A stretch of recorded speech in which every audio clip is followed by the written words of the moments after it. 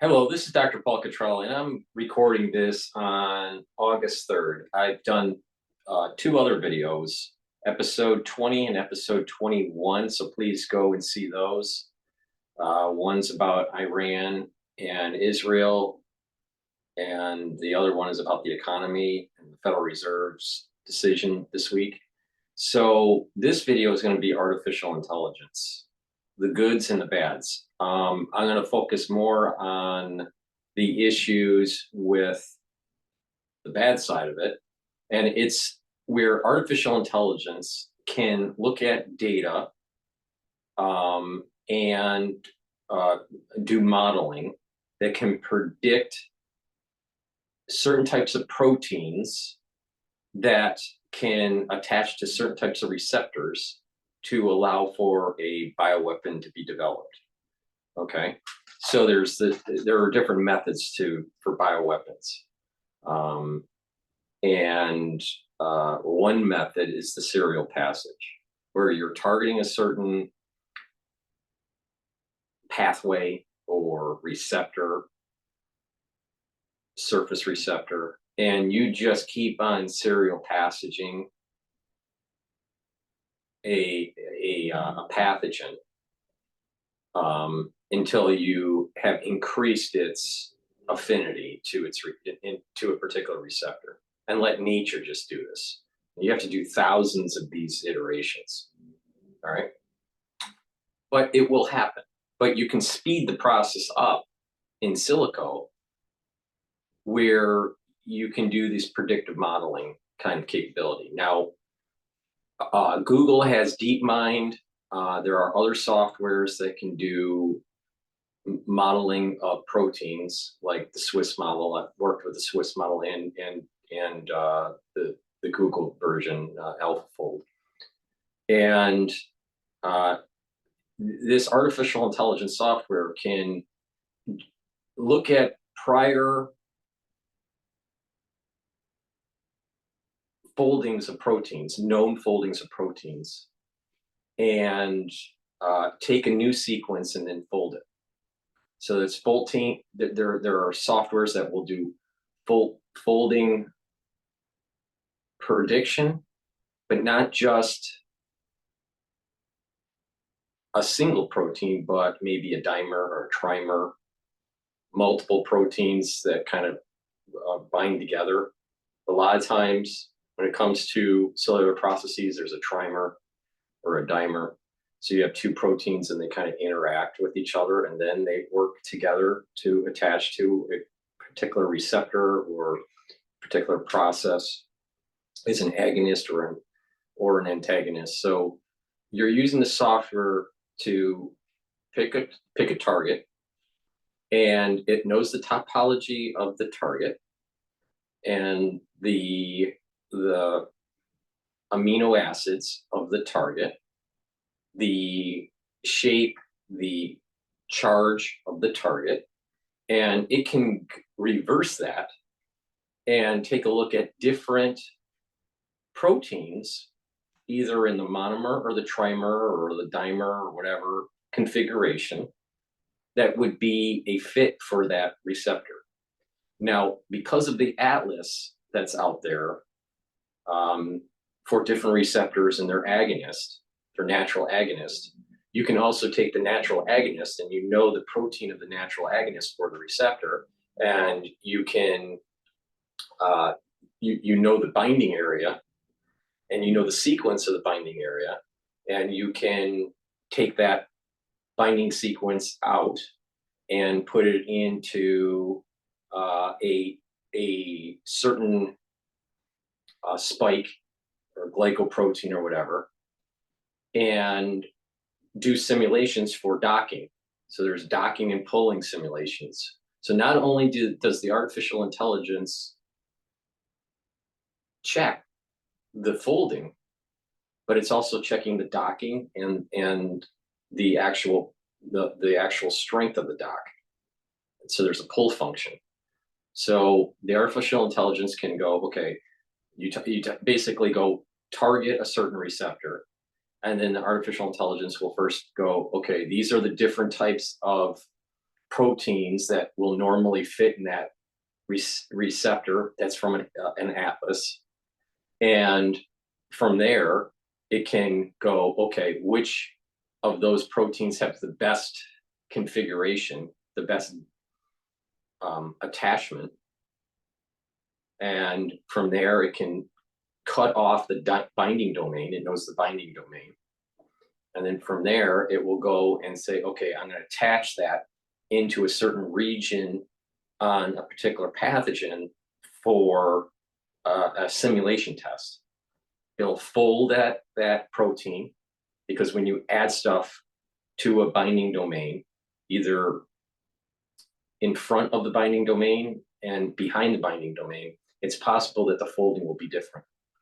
So we'll fold it, test the dock, test the pull, and then reiterate, maybe change a couple proteins or add or subtract that may help with the binding, and it'll keep on doing this iteration.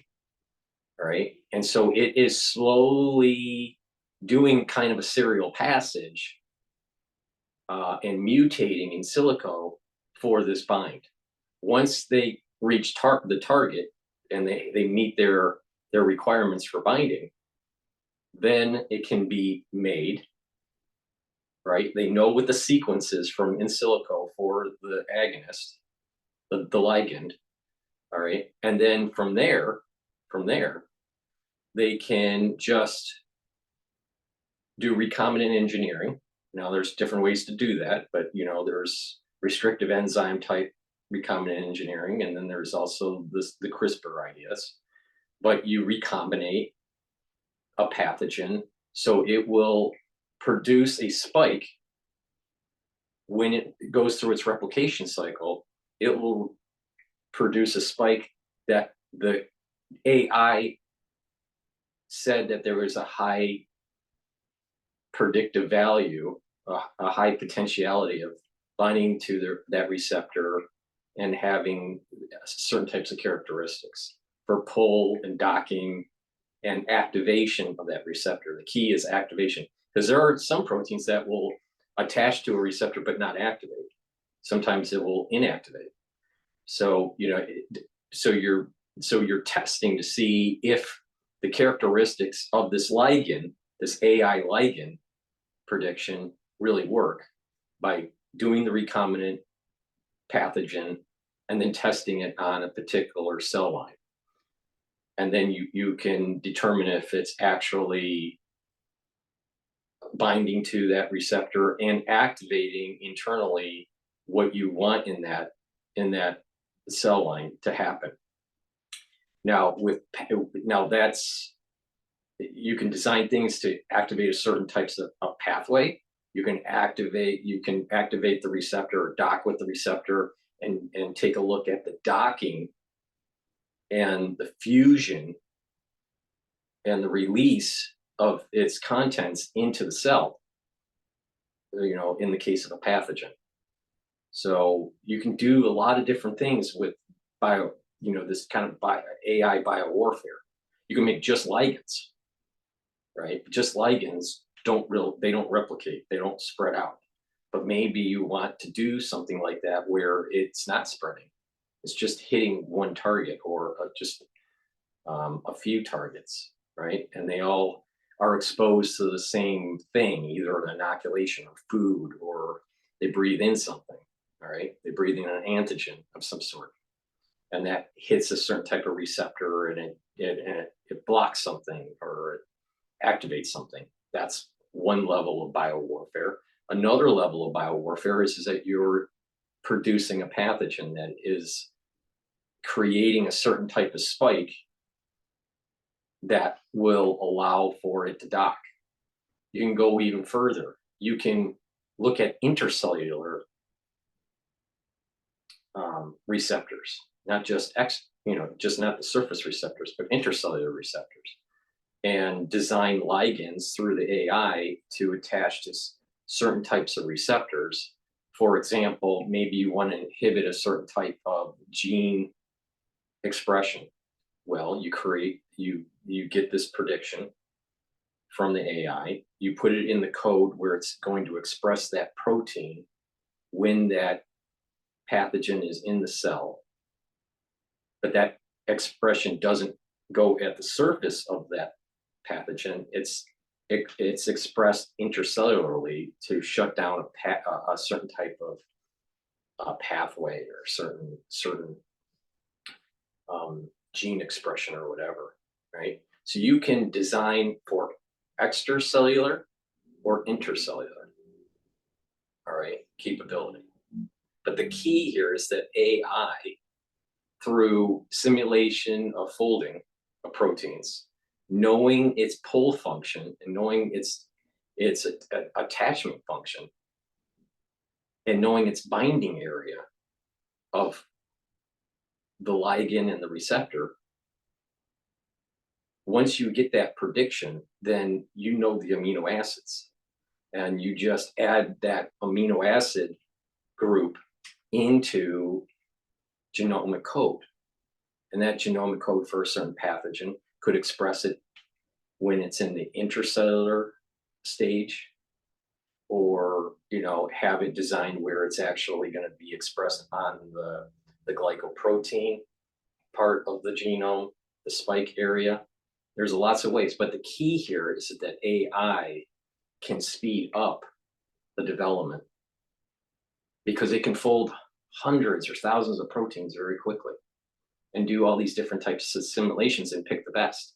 So it's running kind of a serial passage and mutating it. You can have these AIs mutate to get a better function, not just, oh, let's take to see if this protein will fit, but it'll mutate that protein and see if they'll fit better, and mutate it again and mutate it again, and eventually it'll lose attachment or reach some sort of static attachment, static capability of attachment, like S curve, and and then it reaches convergence, and then you pick that ligand.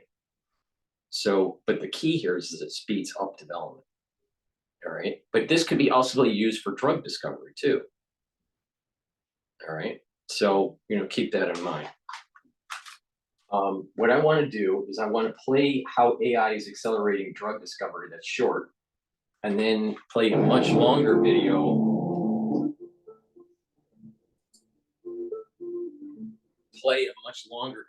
That's dealing more on the weapon side.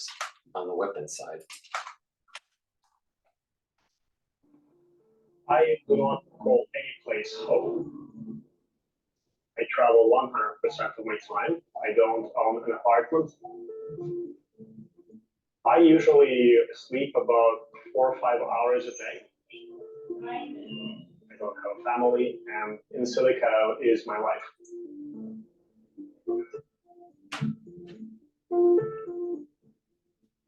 My name is Alex Javankov, and I'm the founder and CEO of a company called In Silico Medicine. I specialize in AI-powered drug discovery, so developing artificial intelligence solutions to accelerate the way drugs are discovered and developed.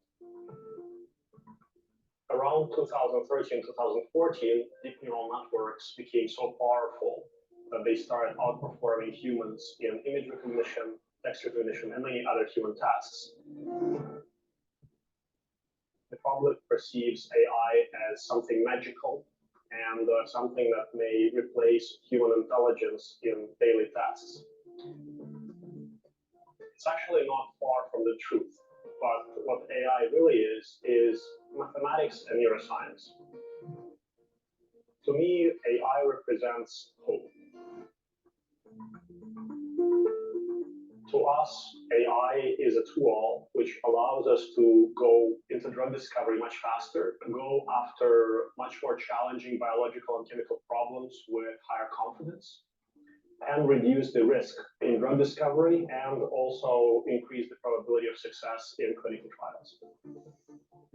The pharmaceutical industry is extremely risky. It takes decades to develop a new drug and bring it to the market, and you fail more often than you succeed.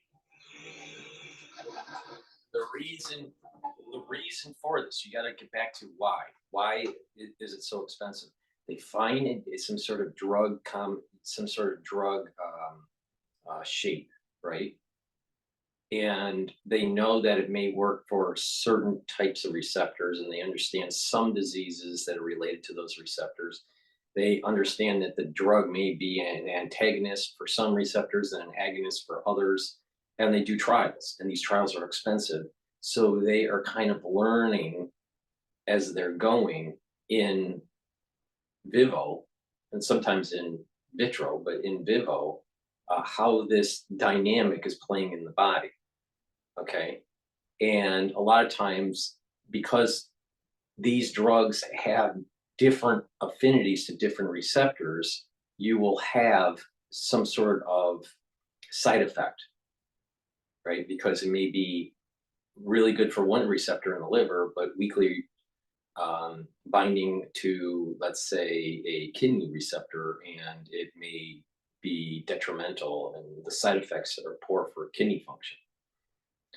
So that's part of the reason why it's so expensive, that it goes through this iterative process. But if you can have an AI that simulates this more accurately, you're filtering out the drugs where it's reducing the side effects. Okay. That was the first reason why AI was developed for biotech, to reduce the time to get a drug to market, but also to repurpose drugs. So you really need to be the true mixed martial arts fighter in pharma in order to succeed. What we have done at Insilico so far, we've demonstrated that we can go from disease hypothesis all the way into clinical trials with very high probability of success. So we actually validated our AI utilizing our own therapeutic programs, going end to end from the very risky part where we discover and uncover novel and validate novel targets, all the way to generating our own novel chemistry with exact properties. And we managed to do it at a fraction of the cost and time. Right. Most of the companies. So a lot of this AI, especially the folding technologies. Now, you can apply AI also to chemistry, and some of this is what he's talking about. So how I did the intro for this video is a little bit more advanced than what he's doing. Okay. But the thing is that you can take a chemical and you can do the same idea, this chemical structure, and this chemical structure at charges and a shape, and the AI and some understanding of what it does. And you start with that. You have an atlas of what kind of things that this drug is known to attach to.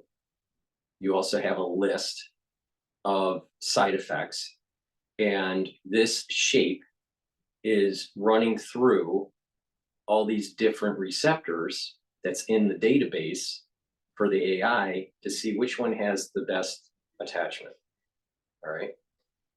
And have a whole list of, it has strong attachment for these receptors, weak attachment for these receptors. It looks like an agonist for these. It looks like an antagonist for these types of receptors. And if you're treating a certain type of disease, based on that profile, you can get from just experience what the potential side effects are. Like, for example, let's say it's hitting a receptor that you don't want it to hit in the eye that may blur vision. Well, one of the side effects that the computer would be able to generate is that it may cause vision impairment while it's treating, let's say, some sort of liver disease, all right, for example. All right. So it's not just proteins, but it can also take just organic chemistry and find these attachments. Now, this is, you can also repurpose. You can take a drug that's been used for something and then repurpose it for these other receptors, because these AI databases are getting larger and they can crunch more. They can do the accuracy of these in silico tests are becoming more accurate. Okay. But you still have to do some bench chemistry. So, okay, you have in silico saying the probability of this type of drug, these types of drugs targeting this type of receptor, or you go the other way, this drug hits these receptors. So you can go either way with the AI in silico design. You're focused on one receptor and you're finding drugs to hit that receptor. When you run that test, the AI will tell you the potentiality of other receptors it's hitting and what's the high affinity targets to that receptor. Then you take that to the lab, the bench, right? And you do bench studies to test to see if that drug is in fact a true ligand for that receptor and it's good. And what does it do to the cell? And then from there, you do a clinical trial. So the whole idea is the AI from the organic chemistry side, or you're doing protein folding, trying to inhibit or activate certain types of receptors to help mitigate diseases. Okay. So the whole idea is it's running simulation. It's running simulation. It's about topologies. It's about looking at atlases that have cataloged certain types of proteins that are tied to certain types of receptors, knowing, let's say, a certain protein shape, and then maybe finding a organic chemistry molecule, because a lot of these drugs, are antagonists. Finding a certain drug shape that will fit into a certain region of a protein to prevent that protein from binding to a receptor, or having a certain shape in the receptor where that drug will attach and prevent the ligand from coming in. So you can do an agonist where if the agonist is attaching to the receptor, or an agonist is attaching to the ligand, right? There's different methods here. Then the AI can give you, well, we have an 80% probability of attachment to the ligand, preventing the ligand from getting to the receptor, so it would act as an agonist, and maybe a 20% chance of another type of drug to do a attachment to the receptor and preventing the ligand from attaching to the receptor. So it acts as an agonist. So, but the point here is that it's running these simulations. And it's going to be a lot faster and a lot cheaper than doing serial passage if you're trying to enhance function. And it's going to give you probability, the chances of this. All right. So there are databases out there that are drug databases for certain types of diseases. And these databases are filling in, like, what are the side effects of certain types of clinical trials. So it's, so if a human did it, it can still be done. And you can still kind of mine the data in a manual way by a human, but it's more time consuming. So the AI will speed that up. But in addition, the AI can see, you can design the AI where it's looking at that drug and it's going, well, that drug would work way better if it had another, let's say, amino group or another methyl group, all right? And it would fit perfectly, right? So it may say the standard drug shape, and then what it would take to make it even better. Put a methyl group here, and maybe, put another amino group here, or whatever. And that information would go to the biochemist, and they would go, okay, we can make that, or we can't make that, or it would be too expensive, or whatever. And then once it's made, and it's tested, and if it's inhibiting or promoting whatever you want to promote for receptors, then it's off to clinical trials. And it would have taken so much time to figure that out pre-silico world, pre-AI world. And that's part of the reason why AI can speed up the development of drug discovery and also reduce the costs. Our field started experimenting with end-to-end systems around 2019, 2020. So it has really been only 2-3 years. So we started utilizing the same technology to generate novel molecular structures with the desired molecular properties to prosecute those biological targets that we identify using a different form of AI. On the 14th, we are releasing our Pharma AI update. The future is much better than you think, and also much faster. All you need is to use the open source software that's out there now. All right. Now, some are better than others. And the atlases that governments have paid for and scientific grants have paid for, especially in cancer. There are drug atlases, there are cancer tissue atlases, there are certain types of disease atlases and genomic and proteomic atlases, and there are protein folding atlases. And the way it's normally done is that you have an idea of treating a certain disease and you learn about that disease and you understand what the receptors and the ligands are. And then you try to tailor a way to block a certain pathway or activate a certain pathway to treat that disease. All right. And there's some manual time to kind of like data mine this stuff and get an idea. Then you start moving into protein folding or chemical docking. So you can take these chemicals, these biochemicals, not just proteins, these organic chemicals and do docking on these receptors to see if it's inhibiting or activating whatever you want to activate. All right. And the AI can kind of generate, well, this drug would work well if there's a certain mutation at a certain location.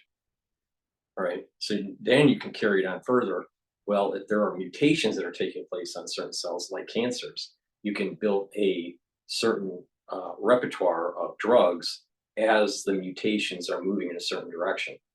So you hit them with the first line, and then once the mutations happen, you hit them with the second line. And so that's the power of the AI, is where it can kind of mutate it in a certain way to give you a heads up of what potentially could happen in nature for additional attachment for that drug or loss of attachment of that drug.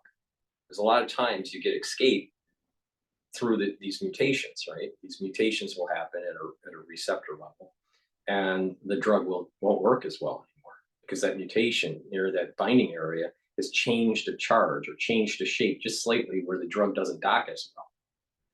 All right. But if you can predict that, you can give the person maybe 2 drugs where it's the standard drug before the mutation and another drug waiting for the mutation to happen. So that this other drug may be more benign, hopefully, right? But through testing, you would know if it is or not. And then it's waiting for that mutation to take place. And once it does, it blocks it out. So it might help that disease progression. This is one way to do it. So, but the key is that this iterative process of mutation and seeing on how you're mutating your ligand or even mutating your receptor on how the docking function changes or how the fusion function changes, especially, for pathogens like viruses.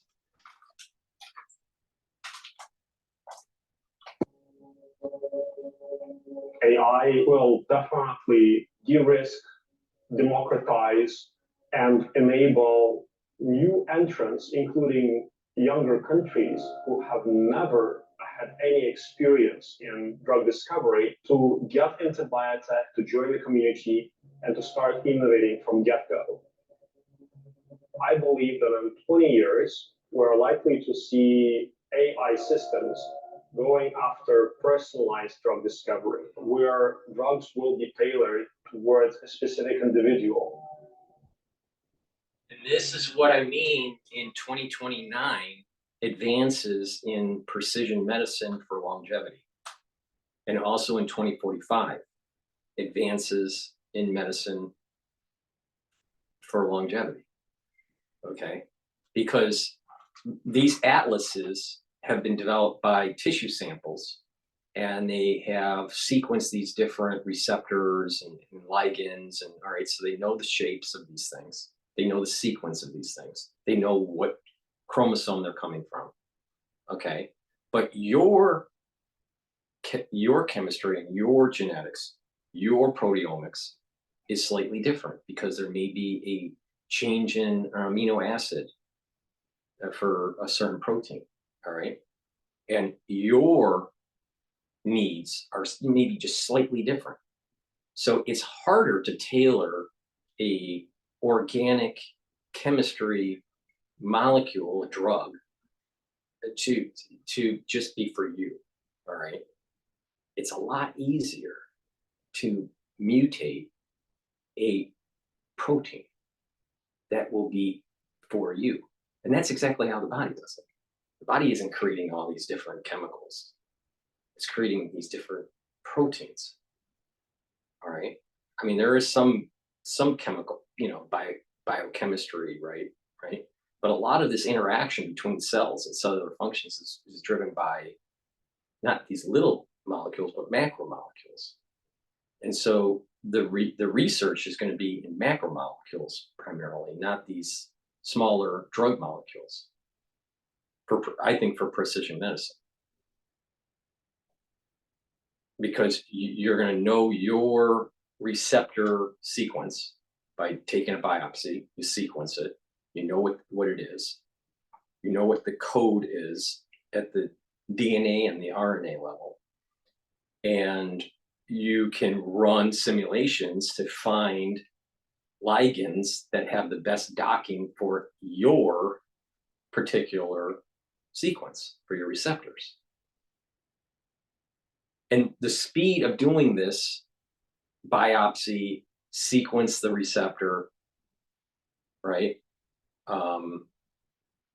And finding a better docking ligand for your receptor can all be sped up with this AI, this AI folding function and docking function and pulling function, and then verified, in cells that are expressing your receptor, and verify that it's okay, and then putting it into a certain type of drug, and administering that to the body, either in a pill form or IV form or whatever. This is going to happen. And this is why I keep on saying that there's going to be huge advances in medicine in 2029 that's going to extend longevity. And in 2045, it'll leapfrog even that. So it's important to reach these gates. It's important to live to 2029 and benefit from it. It's important to live to 2045 and benefit from it. Now, you can opt out and just say, I don't want to benefit from technology of medicine and die a normal way, I guess. That's up to you. But the thing is that there's going to be advances that are taking place because of this fast folding and fast determination of charges and what attaches where, much quicker than someone can do manually. It can be done manually. All right, it can be done. Drug discovery and knowing what to create as an agonist or as an agonist or a antagonist for a particular receptor can be done manually. It just takes longer, and it's more costly because you don't know that there may be something better with less side effects that you haven't looked at. All right.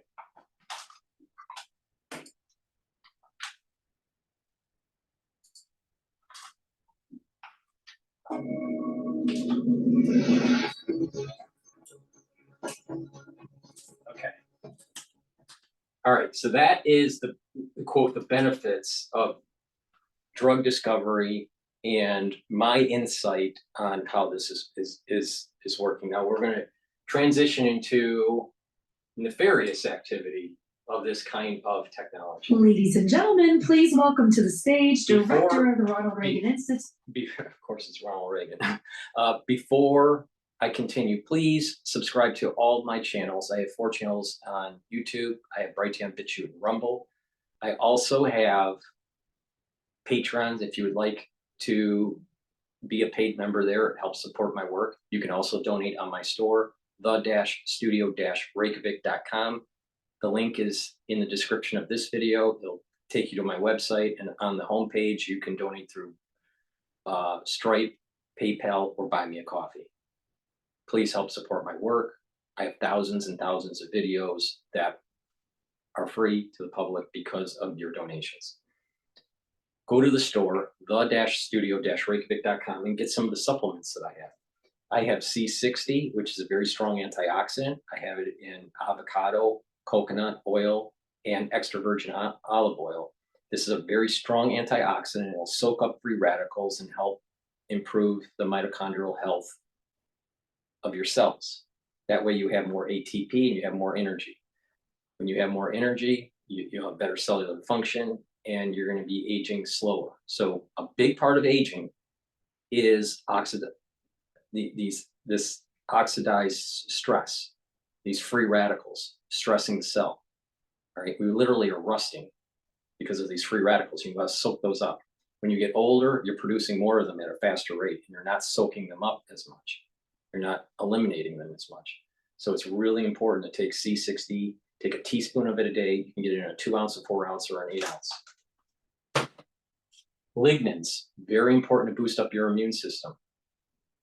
Prevalence of cancers are going up. You need a better immune system. Also, we have endocrine disruption because of our environment. This will help to mitigate endocrine disruption. So please take this every day. There's a scooper, it's in a powder. You mix it with your food once a day. It'll help to boost up your immune system and improve your hormonal health for males and females. Take this every day. It's very important.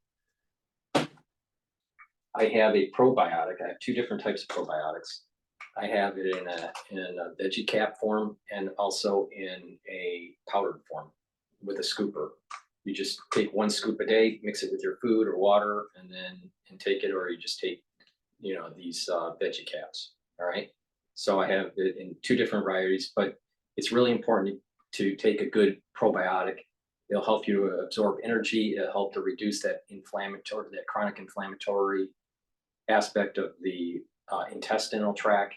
It'll help to improve the metabolism and the communication between your gut and your liver, and your communication between your gut and your brain. A lot of people don't realize that mental acuity and mood and mental function is tied to the gut health. So please go to the store and get the probiotics that I have. And lastly, to bring down inflammation, which is very important as part of the anti-aging protocol and the longevity protocol, take turmeric. It's an antioxidant, so it's going to soak up those free radicals, but also it'll bring down inflammation. And ashwagandha controls blood glucose levels and reduces the inflammation in your vascular system. By reducing inflammation in your vascular system, you're reducing cardiovascular disease. So please take this every day, and it's going to be part of your anti-aging protocol. Many Americans are chronically inflamed, all right? And that chronic inflammation weakens the immune system. By bringing down those pro-inflammatory cytokines, you're going to allow your body to heal. You're going to feel better. You're going to have your tissues start to heal. You're going to have more energy. Your immune system is going to be better because your immune system isn't constantly attacking this, chronic inflamed area. So it's really important to bring down that inflammation. So take the turmeric and take the ashwagandha every day. With that said, let's go with this seminar. Mr. Roger Zakheim. Hey, thank you. Nothing like some paid help to start the applause. I appreciate it. Well, good morning, everybody. Thank you for joining us today at the Ronald Reagan Institute, which, as those in the room know, carries on the legacy of our nation's 40th president here in Washington, D.C. As mentioned, I'm Roger Zakon, director of the Institute, and we are excited to host this event as part of our Center for Peace Through Strength's National Security Innovation-Based program in collaboration with Congressman Brad Wenstrup and the House Permanent Select Committee on Intelligence for their really consequential series, Beyond the Skiff. And for those who are not aware of this series, what it means is you get to interact with the members of Congress that never see sunlight outside our nation's capital. Not that there's much sunlight today, but it's in Reagan country, it's always sunny, and so we'll bring some in this discussion. Now, the Reagan Institute's NSIB program, as we refer to it, is dedicated to assessing the health and effectiveness of America's national security innovation ecosystem. Now, much of our work focuses on unlocking potential of emerging technologies and capabilities like artificial intelligence, which, as you all know, brings enormous promise for progress across all of our national security endeavors. And I'll shamelessly self-promote here. Outside, we have our National Security Innovation Base report card, which actually tries to harness and understand how the United States is doing in terms of realizing where we need to be as a country when it comes to the NSIB. But more relevant to today, just as innovation is creating new opportunities to benefit our national security, it is also creating vulnerabilities. And the domain of biosecurity is no exception. The democratization of emerging technologies like AI has only made it easier for our competitors and adversaries to engineer lethal new pathogens to wreak havoc on biosecurity. Scientists have already demonstrated how large language models can be tasked to develop cookbooks for novel agents, lowering the barrier of entry for malign actors without significant and sophisticated bioengineering expertise. So today's panel of experts bring deep experience across the public and private sectors at the nexus of biosecurity and technology. And led by my friend, Congressman Brad Wenstrup, this panel will analyze the horizon of emerging threats, assess the state of our biosecurity, and make policy recommendations that will help safeguard our national security and the health of the American people. But first, a few words from the chairman of the House Permanent Select Committee on Intelligence, Congressman Mike Turner. Please pay attention to the screen behind me. Good morning, everyone. I'm sorry I cannot be with you all in person today, but I want to start by thanking the Ronald Reagan Institute and Dr. Brad Wenstrup for hosting this crucial conversation. We are kicking off the 8th installment of the Beyond the Skiff series in the 118th Congress with Dr. Wenstrup's panel, Biosecurity and the Weaponization of Artificial Intelligence. Before we get into this discussion, I would like to share some background on this series. At the beginning of 2023, the Intelligence Committee was tasked by former Speaker Kevin McCarthy to restore the House Intelligence Committee's focus on national security. We are committed to revitalize the committee's oversight of the intelligence community. As part of our strategy, we opened our committee to experts and leaders in national security and in the intelligence field to better counter the threats that are facing our nation. And it was this component of our approach that resulted in our establishing this Beyond the Skiff series. These discussions are important in making certain that the House Intelligence Committee is instrumental in any intelligence or national security conversations. It allows for our members to receive feedback and new information from individuals and organizations on what reforms and legislation House Intelligence Republicans should be focused on. For the first installment of 2024, Dr. Brad Wenstrup has assembled an excellent panel to discuss biosecurity and the weaponization of artificial intelligence in partnership with the Ronald Reagan Institute. Dr. Wenstrup represents Ohio's 2nd Congressional District. He brings experience as a doctor, an Army Reserve officer, and a veteran. Dr. Wenstrup is the chairman of the Select Subcommittee on the Coronavirus Pandemic. His experience and background are vital in our ability to focus on biodefense and national health security. Americans, government officials, and our allies experienced a sense of urgency for further work on this critical issue following the 2020 COVID-19 pandemic. This timely discussion will bring to light the risks that we can face and how we can combat those threats. And with that, I will turn it over to my good friend and fellow Ohioan, Dr. Winstrup, and today's panelists. Thank you.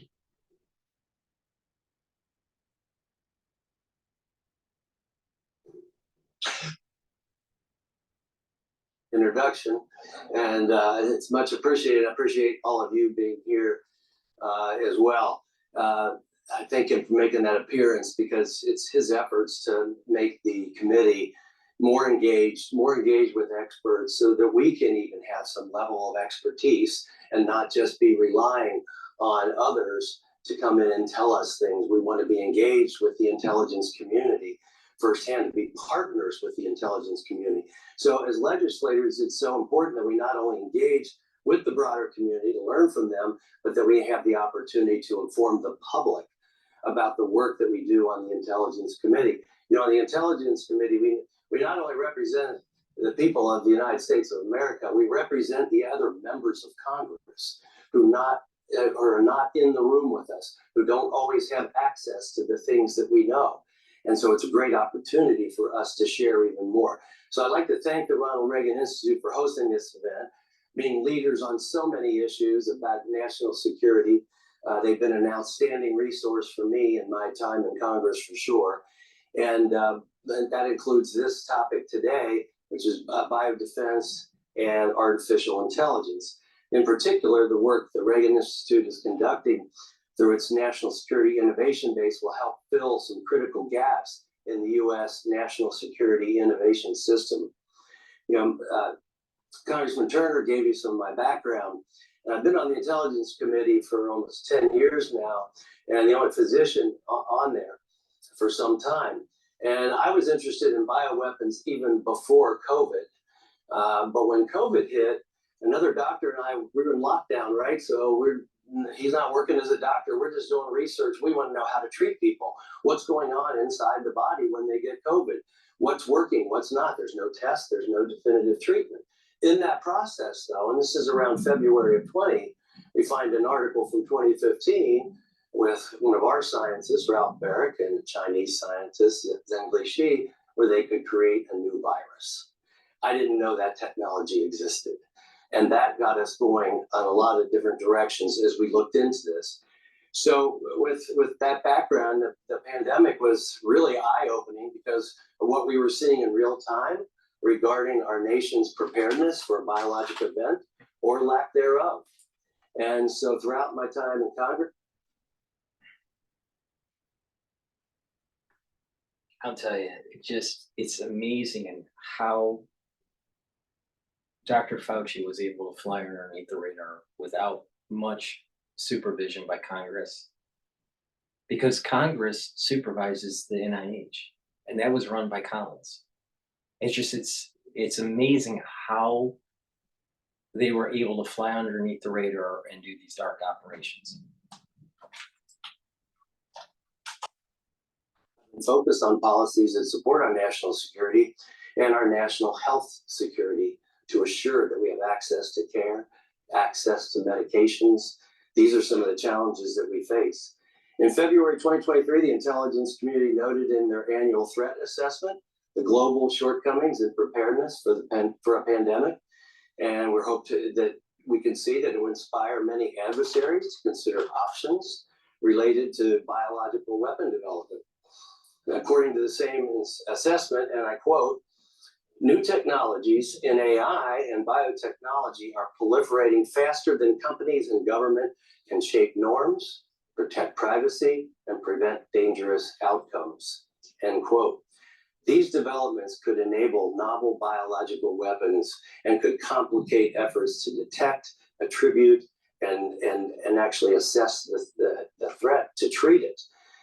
So ideally, we want to lead to accept. So if you know what the forward and reverse primers are and the FAM sequence, all right, for let's say PCR for a particular pathogen, and you mutate it in such a way where the forward and reverse primers don't work anymore, or the FAM sequence doesn't fluoresce because you've changed the code, so it doesn't attach because it's usually 24 nucleotides long. You change the code for that area. you have now you have now developed a pathogen that flies underneath the radar of a PCR system. Keep that in mind, because I wouldn't be surprised if that happened. Grading, detection, attribution, and treatment. So the discussion with today's experts is timely, hopefully informative to those here in person and those watching virtually. So before we begin, I want to let everyone know that we will have a Q&A session following our moderated discussion. I'm very excited about the panelists that we have here today who bring unique experiences, some from different angles to talk about. So I'd like to thank the panelists for joining us here today, and go ahead and introduce them. First, Mr. Jain. Mr. Jain is the head of public health and senior vice president for federal affairs at Planetary Technologies, where he oversees the deployment of Planetary software at HHS, CDC, FDA, ASPR, NIH, and other public health partners. It's a pretty broad spread. Since 2020, he has led Planetary's work supporting the federal COVID-19 response and the expansion of COVID-19 specific investments to other key public health problems across disease surveillance, clinical research, and supply chain management. Mr. Jain is a published machine learning author, has previously held technology roles at Google, Jane Street, and within the Department of Defense, and graduated from Harvard University with degrees in mathematics and computer science. Welcome. Dr. Michelle Rozo. Dr. Michelle Rozo is Vice President of Technical Capabilities at In-Q-Tel, a nonprofit strategic investor that accelerates the development and delivery of cutting-edge technologies to enhance the national security of the United States. Dr. Rozo is also the Vice Chair of the National Security Commission on Emerging Biotechnologies, and that's the capacity with which she is here today. Previously, she was Director of Technology and National Security at the U.S. National Security Council, where she advised the President and National Security Advisor on biotechnology and national security policy. Dr. Rozo is a molecular biologist by training and studied severe infectious diseases as a staff scientist with the Naval Medical Research Center in Fort Detrick, Maryland. She holds a Ph.D. in biology from the Cell, Molecular, Developmental Biology, and Biophysics program at the Johns Hopkins University, and a BA in biology from Northwestern University. Welcome. Senator Jim Talent. Senator Talent was a U.S. Senator from Missouri from 2002 to 2007, which time he was a member of the Senate Armed Services and Energy and Natural Resources Committees. He was Vice Chair of the Bipartisan Commission on the Prevention of WMD Proliferation and Terrorism, which has concluded that unless action is taken, a biological attack within the United States is increasingly likely. Together with former Senator Bob Graham, chairman of the commission, he has criticized the federal government's readiness to deal with major public health crises. So have I, Senator. Mr. Kenneth Weinstein. Mr. Weinstein serves as the Undersecretary for Intelligence and Analysis at the Department of Homeland Security. He was confirmed by the United States Senate in June of 2022. The Office of Intelligence and Analysis, he's a member of, and the department liaison to the U.S. intelligence community. Mr. Weinstein serves as the Chief Intelligence Officer for DHS and reports directly to the DHS Secretary and Director of National Intelligence. Mr. Weinstein also previously served as a commissioner on the Bipartisan Commission on Biodefense, as a member of the Public Interest Declassification Board, and in several other national security organizations. Mr. Weinstein previously spent over 20 years in law enforcement and national security positions. He was a federal prosecutor, acting United States Attorney, General Counsel of the Federal Bureau of Investigation, and Homeland Security Advisor with President George W. Bush. As you can see, this is quite an accomplished group here today. And so I think we're going to have a very interesting time. And so with that, I think it's time for you to come on board.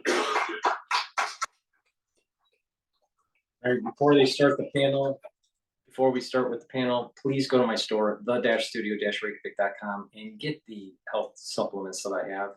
I have a very high quality multivitamin that's easy to digest. You should be taking this every day. It's important to take a good multivitamin because multivitamins are cofactors for different enzymes for cellular processes. So it's important to take a good multivitamin every day. Please go to my store, the-studio-reykjavik.com. Take the clarity factor. It'll help to reduce the brain fog. It'll help to increase the memory. And because if you take this every day, what will happen is it'll maintain those neural connections, get those neurotransmitters firing, so you're going to be able to think quicker too. So take this every day. A lot of people take it in the morning. Some people take it twice a day, but you can take it so you can concentrate at work or on your school.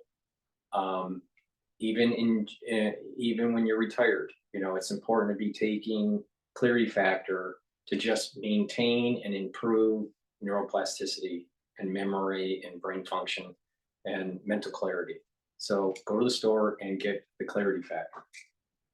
A lot of people are not sleeping well, especially when we have so many agencies that don't get stuff done, and it causes a lot of havoc around the world. So people don't get to sleep very well. So it's important to get 3 cycles of REM sleep. Go to my store and get the Good Night formula. This has tryptophan and melatonin in it. By getting regular sleep, what will happen is that your body will be able to detox, especially the central nervous system. You're going to be well rested when you wake up. And in addition, you are going to be able to consolidate memory. People that have chronic sleep deprivation, you age faster, you're building up toxins, you have less energy, and your memory declines. Stop that. Part of the pillar of anti-aging is proper sleep. Get enough sleep. So go to my store and get the Good Night formula if you are having problems sleeping. You need to get 3 cycles of REM sleep to get the full benefits of the detoxification, the memory consolidation, and the energy increase when you get up in the morning. Because when you notice that if you don't sleep very well and you wake up in the morning, you're groggy, right? But if you sleep well, you want to get up. You want to, you're energized and you want to engage the world, right? But people that have chronic sleep deprivation, they start to slowly age faster, and they, have memory problems, and they have energy problems. So you don't fall into that category. Go to my store and get the Good Night formula if you're having problems sleeping. I've partnered up with Rainbow Herbals, and we've created these all essential oil deodorant bars, right? From the Himalayas. The ingredients are from the Himalayas. It's made from all essential oils. It has no aluminum and it has no baking soda in it. This is a very high quality deodorant. This one's citrus, and this one here is peppermint lavender tea tree. Get a couple bars for your household. It's for males and females. Use it every day, but you'll also notice that it helps to detoxify the body because of the ingredients. It's a dual purpose bar. I'm all about dual purpose because you're getting a high quality. It is a little bit more expensive, but you can't get anything like this in the store. So go to my store, the-studio-reykjavik.com, and get these all essential oil bars that are deodorant, but also help detoxify. We've also created a skincare bar, what we call the Even Better bar. You can apply it on your skin every day or every other day, and you'll notice your skin's smoother. It's a little bit shinier, softer. You can put it on a wound, a cut, an abrasion, minor burn. It'll help to heal it quicker. It's made from essential oils from the Himalayas, all natural, right? And what's amazing about this is it'll also help with muscle ache. So you can apply it on let's say a pulled muscle, and you'll start to feel relief in about 30 to 60 seconds. Sometimes it totally eliminates the pain, depends on the severity of the pain. And it will reduce the itching from bug bites. So this is a high quality multi-purpose bar. Get a bar for your household. You're going to be glad you did because it has so many different uses for this. So go to the store, use it as a skincare, and also as a remedy bar. In addition, people also apply it on psoriasis and eczema to help relieve their conditions. So go to the store and get the Everything bar, the Even Better bar.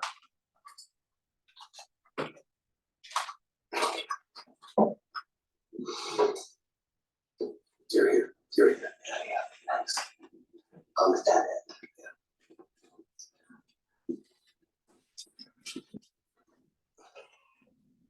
All right, well, why don't we start asking everybody, just in 90 seconds or so, if you could, how would each of you characterize the threats we face when it comes to bioweapons and artificial intelligence? And what do you focus on when it comes to studying the issue? And so I'll give you a chance to reintroduce yourself, put a face with the name, and go ahead and answer that as quickly as you can, then we'll get into more detail. Great. Thank you so much for moderating. Thank you for Reykjavik Institute for being here, for allowing us to be here. I think as the introduction covered, Palantir is a software company. I am a technologist by trade, and where we really specialize is in helping federal agencies and all of our partners make better use of their data to drive decision making. We were born in the aftermath of 9/11, so our roots are really in national security and in protecting intelligence, as are my personal roots. And then over the last 2 decades, we've seen how readily that approach of connecting the data in an organization to the analysts and the decision makers scales and can be widely applied. Over the last couple of years, we've gone from being the backbone of just the federal government response to COVID to really serving as a backbone across a number of other public health areas of interest, 30+ disease areas at CDC, research infrastructure across cancer and a number of other diseases, as well as really helping manage federal supply chain and visibility into medical countermeasures. And so where does that leave us today? In some ways, I think this is a nexus of the investments we've made in healthcare over the last 5+ years, as well as the roots that we have in national security. I think any technology historically that can be engineered has been used with a tremendous amount of opportunity for investment and growth and accelerating real outcomes. There's also real risk that comes with that. And so I think from an infrastructure and a technology and how we actually make use of the tools and the data that we have, the place we're really focused is on what a national biosecurity infrastructure looks like, what the domain of biointelligence looks like, what the partnerships between the public and the private sector are going to need to be to make sure that we're secure. Thank you. Doctor? Sure. And thank you so much, Congressman, and thank you to the Ronald Reagan Institute for having us today. I'm delighted to be here to share the work that we're currently undertaking at the National Security Commission on emerging biotechnology. I'll note we just released our interim report about 2 weeks ago. I encourage everyone to check it out at biotech.senate.gov. I come to my role as vice chair of the commission, as the Congressman mentioned, as a molecular biologist by training. I studied stem cells in my graduate work and then infectious diseases in my postdoc and staff scientist role. And so with this lens, I can say that one of the threats that we are facing is the risk of being overmatched in the critical convergent area of AI and biotechnology by a strategic competitor. AI is revolutionizing biotechnology, and the applications go far beyond the pharmaceutical domain, which I think is the domain that most people think about first when they hear about biotechnology. But really, these technologies can be applied to almost the whole breadth of our economy. The reality of the situation is this, all right? We'll cut to the chase. The reality of the situation is this. If you are developing something like a pathogen or a chemical weapon, all right, you can use these technologies, these databases, the artificial intelligence, from concept to a working weapon within weeks. Because think about it this way. If you're concerned about trying to treat a disease, all right, and you're coming up with all this, all this data to try it in silico, trying to target, what's the sequence of a certain protein to inhibit a certain receptor, all right, or what's the sequence of a certain protein to enhance affinity to a receptor, all right? You're doing all that, and then you have to grow that protein in some sort of model, in a tissue model or bacteria or whatever. A lot of this is done in bacteria. Some of it is done in eukaryotic, cell lines, different animal cell lines, but a lot of it's done in bacteria. So the sequence from in silico, and you create a plasmid to actually grow the proteins in some sort of way, some sort of tissue, or some sort of bacteria, let's say E. coli, for example, and you start to filter out these proteins that you're looking for. All right, and let's say this protein can be used as a weapon. All right, well then you have the filtered protein. All right, and then you just have to find ways to administer it, either lacing the food supply or lacing it, on surfaces or aerosoling it or whatever. All right, that's just a protein. All right, and so getting the data, getting the silicon data, and running it, it's like 4 days. All right, and then growing it in E. coli and filtering it is another like 10 to 15 days. All right, and then administering it, is in a short amount of time. So this is why I say it's less than a month to go from nothing to something.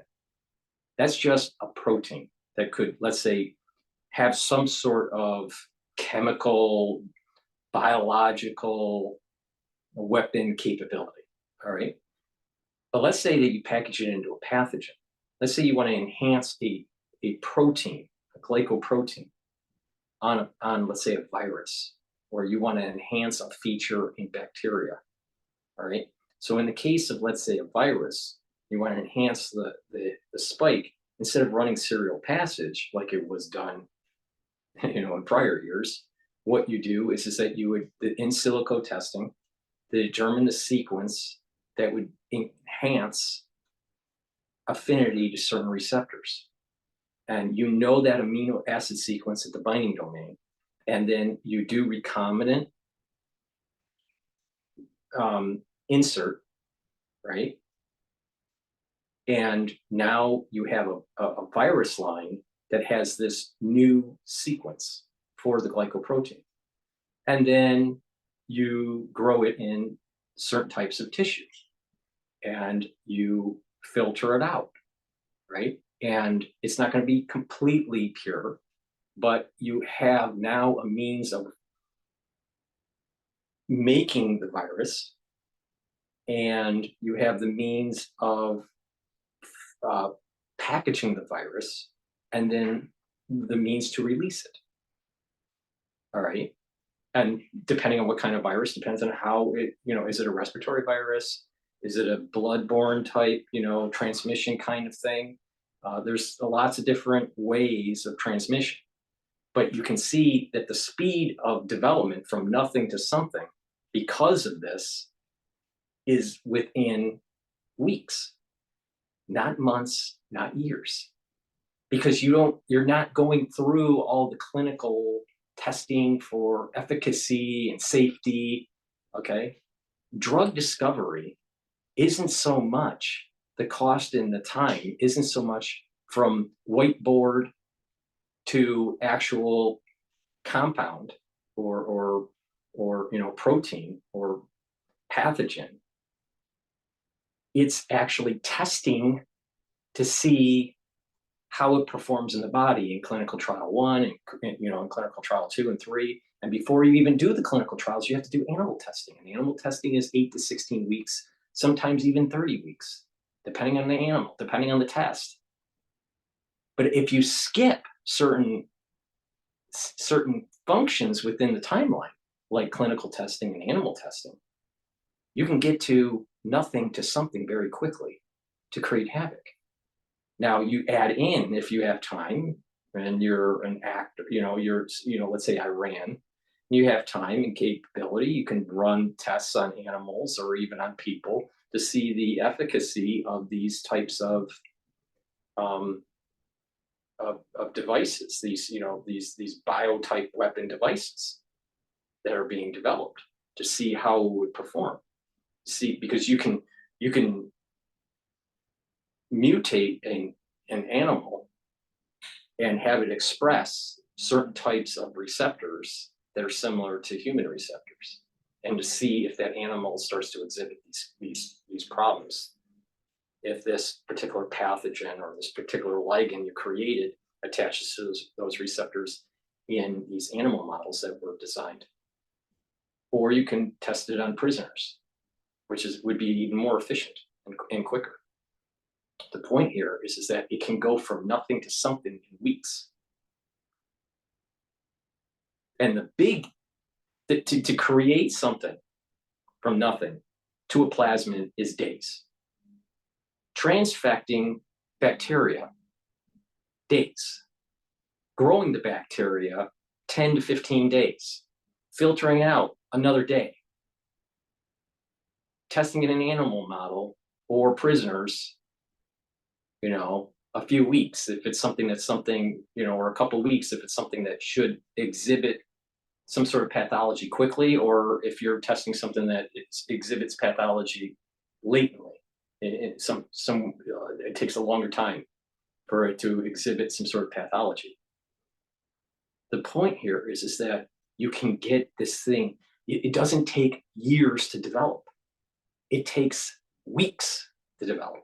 It takes years to develop a drug that the FDA will approve. That's the difference. Because you have to go through all these hoops and regulations and testing and humans and clinical trial 1 and then show the data, clinical trial 2 that's larger, and it costs a lot of money. You know, each person in a clinical trial costs about $40,000 and blah, blah, blah, right? It's not about the science. It's about the regulatory that inhibits discovery and slows down the process. It's not the science.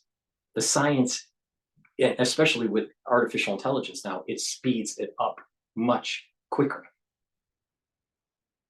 Much, much quicker.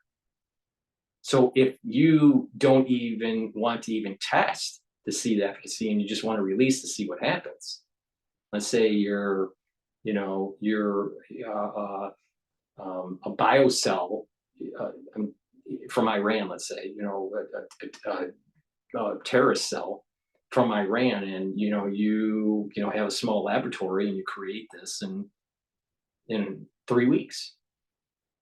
And you have enough to start raising havoc. That's where we're at. That's where we're at. We didn't have that capability in the 1960s. We didn't have that capability in the 1970s. We didn't have that capability in the 80s.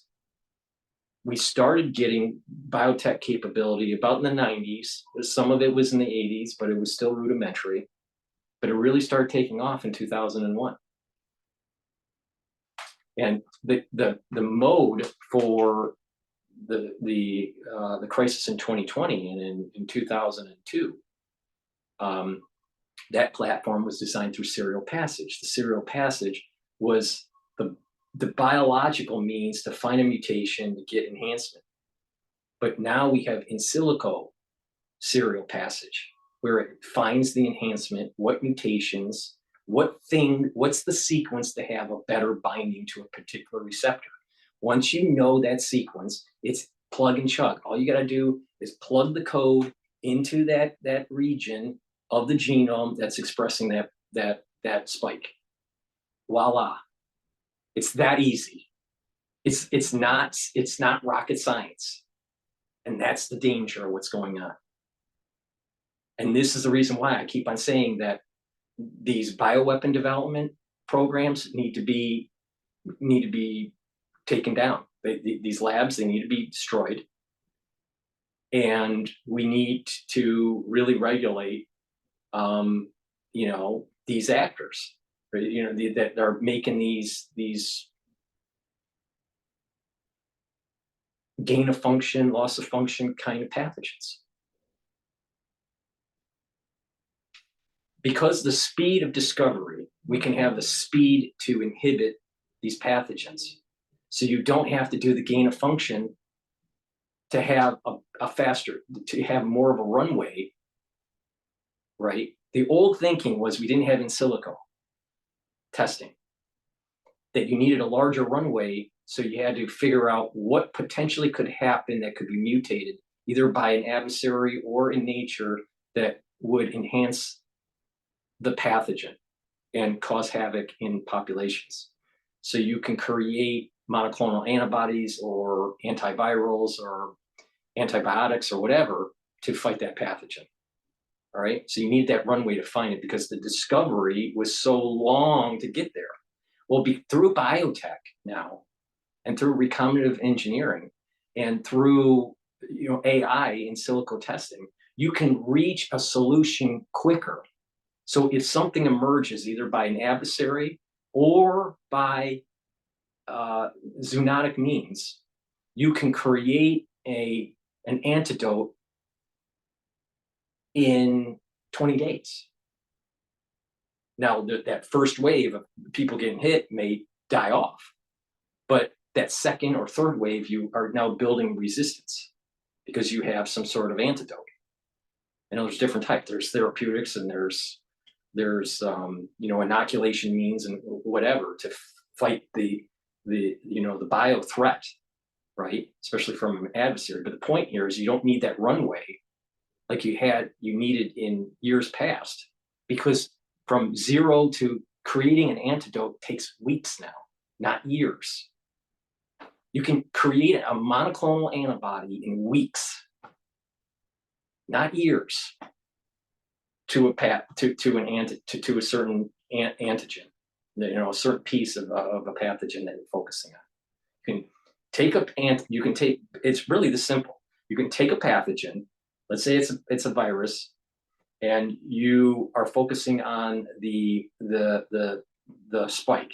All right, you inoculate in a llama that pathogen.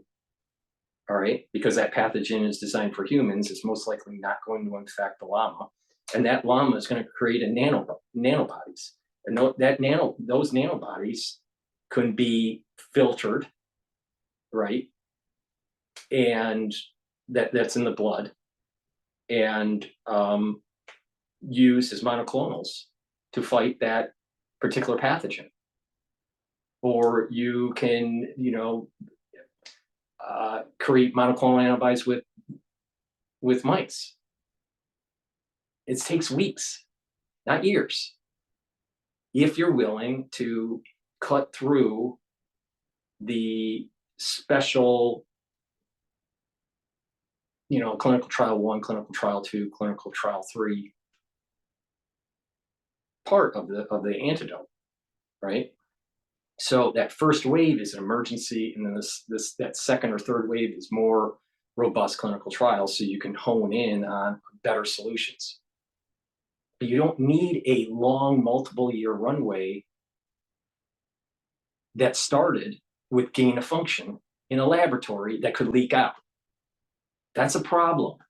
This is the point that I'm making with gain of function research, is that it leads to problems. It could you can have a nefarious actor that's releasing it, or you can have accidental release. And a lot of these gain of function, this research would not, because it's multiple hit, would not have happened naturally in nature. It might happen in a laboratory with an adversary country or a terrorist group, but it would not normally happen in nature. So gain of function research doesn't really need to happen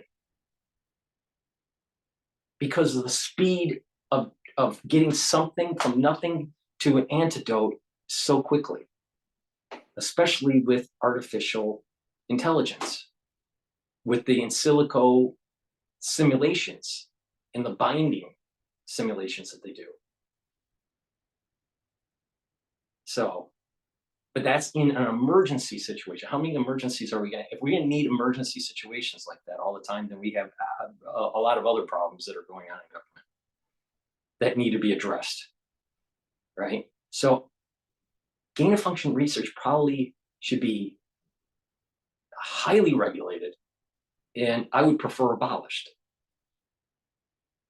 But we have this, the technology is out there that you can get from nothing to something that could be therapeutic in weeks.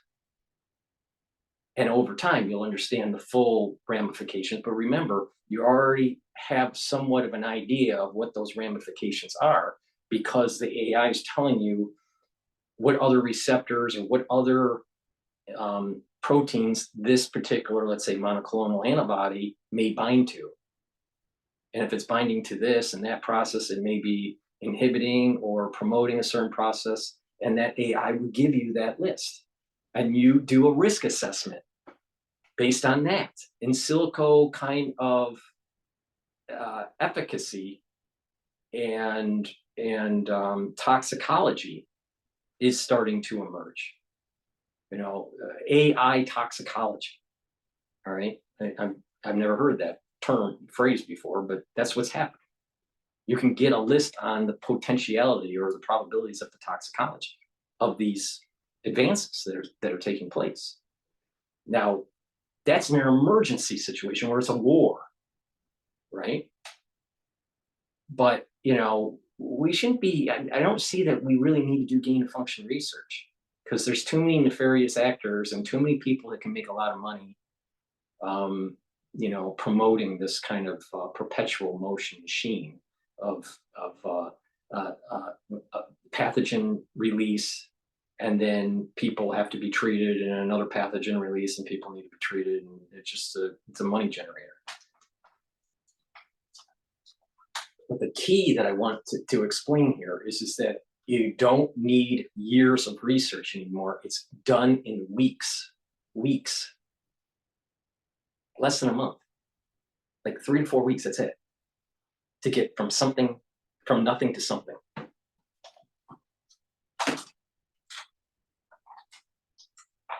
And change the way that we think about our agriculture, our energy sectors, our industrial production and means of manufacturing, and of course our defense and military applications. I apologize for interrupting. I'm sure you're going crazy on it, but the thing is that we may have a government that actually says we're worried about a terrorist actor out there, some maybe Iran or Russia or whatever, or some sort of Al-Qaeda type group. And our intelligence, the CIA and our biosecurity intelligence, saying these are the pathogens that we need to worry about. So let's put an antigen in the food supply. Let's say inject a code for a protein in corn that you won't be able to taste that protein, but you eat it, and you're going to actually develop potentially antibodies to that protein. Let's say that the corn is designed in a way to help to create inflammatory response in your digestive system. And as it's creating an inflammatory response in your digestive system, because that's inflamed, it's recruiting immune cells, and it has this foreign antigen. And you start to develop antibodies to that antigen, which happens to be pieces of a glycoprotein that is on the surface of a virus that their intelligence is saying that a particular terrorist group has. So what the government is going to do is actually start inoculating the population through its food supply. Slowly. That's one means of doing it. Our wonderful Bill Gates is saying, let's use mosquitoes. But you don't need to do mosquitoes. Now do you understand the dangers of this? So it's not just about how fast we can get drugs to market. It's not so much how fast can we make an antidote to some sort of bioterrorism. It's also our defense posture and not getting the consent of the citizens and how they're changing the quality of the air, the water, and the food supply. Now do you understand why you really need to pay attention to me on this? Because trust me, I am positive that there's no one that is going with as much breadth and depth on this subject matter that you're listening to.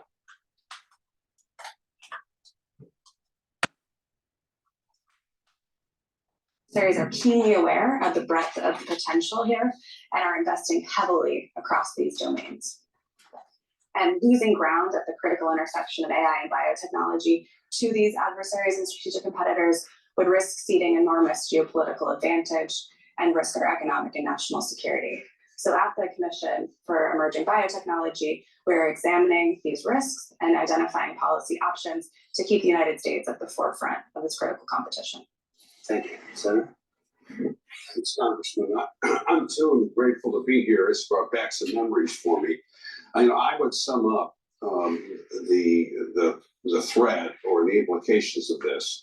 It's AI is another aspect of the technological domain that is bringing capabilities or bringing asymmetric capabilities within the purview, in particular, I think, of non-state actors who think asymmetrically anyway. In other words, this technology enables the good guys to do a lot of really good things, but it also enables the bad guys to do bad things. And we are vulnerable to that. The oceans no longer protect us. So my experience with this goes back to the late aughts when Mitch McConnell and Harry Reid asked former Senator Bob Graham and me to co-chair a commission, which was recommended by the 9/11 Commission, on the dangers of proliferation of WMD to terrorists. And they wanted us to look at nuclear and bio.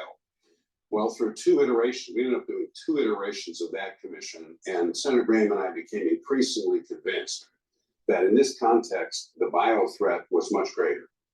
Because if you're a non-state actor and you're looking to do real damage, well, it's easier to develop bio, it's easier to stockpile bio, it's easier to transport bio, and that enables you to reload, by the way. So in other words, you can hit more than once. There's a limited amount of fissile material.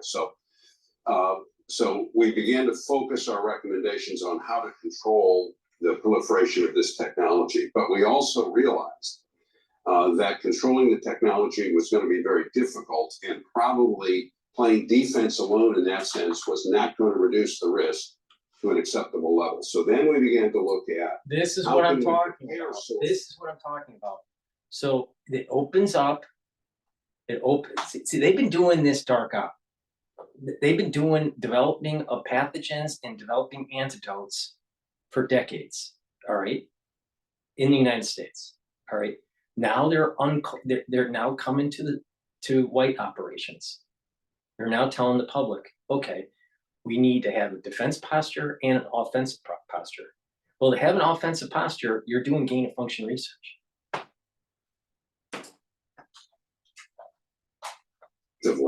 For some kind of a bio attack or indeed a naturally occurring pandemic event, which we've had since then.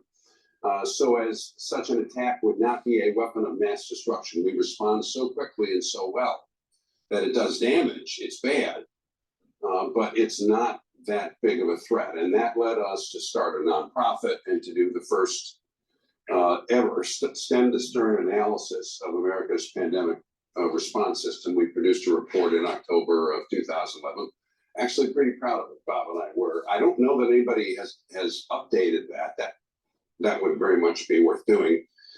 And then a number of years later, I co-chaired with Bob Work, the Reagan Institute's National Security Innovation-Based Task Force. That's a continuing enterprise here at the Reagan Institute. We made recommendations, we're monitoring, we're updating, we're grading, we're doing all of that. And a lot of those issues overlap because one of the constant challenges whenever you're trying to innovate effectively for national security is how the government can send a consistent demand signal and how it can align the way it operates with the incentives in the private tech community so that we get out of that community what we need to get. And that challenge is across all domains of technology. So that's where my focus is now, and I'm looking forward to learning an awful lot about AI from the people around me who actually know something about it. Okay, thanks very much. And thanks to the Institute for putting this on and for having me. I've been asked to sort of give a general overview of sort of a lay down of the intelligence picture that this debate sort of resides within. we're working on, I'm not gonna be the AI expert, so don't look to me for the expertise. I'm looking at my right. You will look to your right. I was not a technologist, I was not a microbiologist. This is the thing I noticed when I was doing these panels.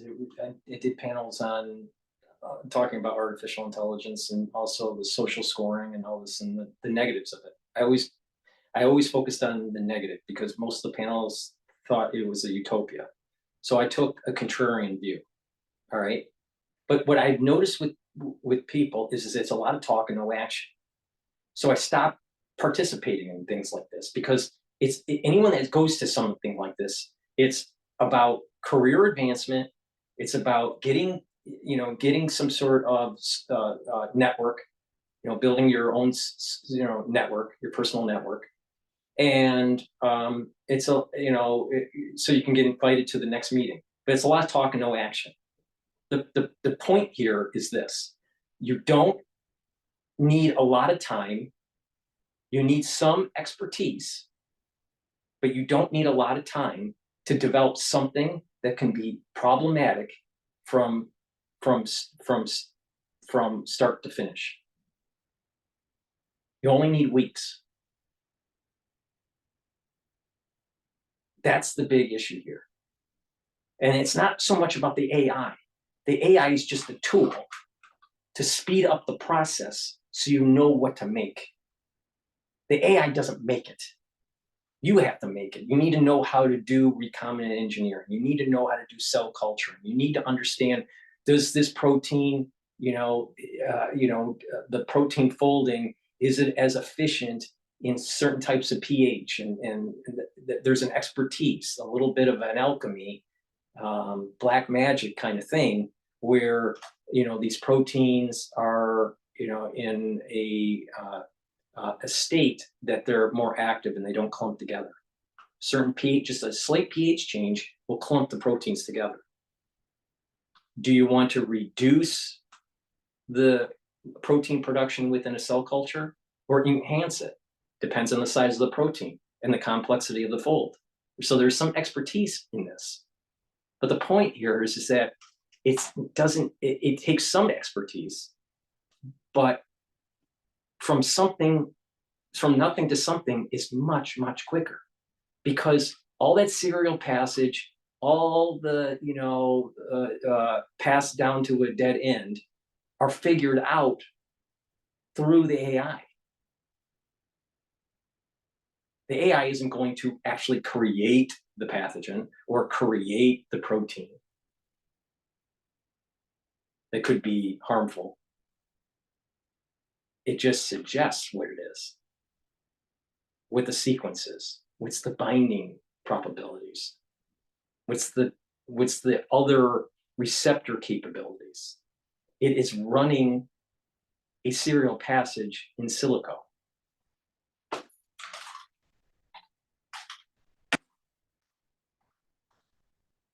From the math and the hard sciences, so no the AI experts. But also, at DHS, I do the intelligence work. My first did intelligence work. We do have a lot of people in operations really focusing on this issue. We have our science and technology group headed by Bitchute, and then we have Marianne Callahan and her people at the Countering Weapons of Mass Destruction, who are zeroed in on this issue and working very hard on biotechnology and AI. And we also have Eric Heisen, who's our CIO, overseeing our AI task force, which is something that the secretary stood up to ensure responsible use of AI within the department, but also looking at the threat that AI can pose. So we have others in the department who are very expert in that area.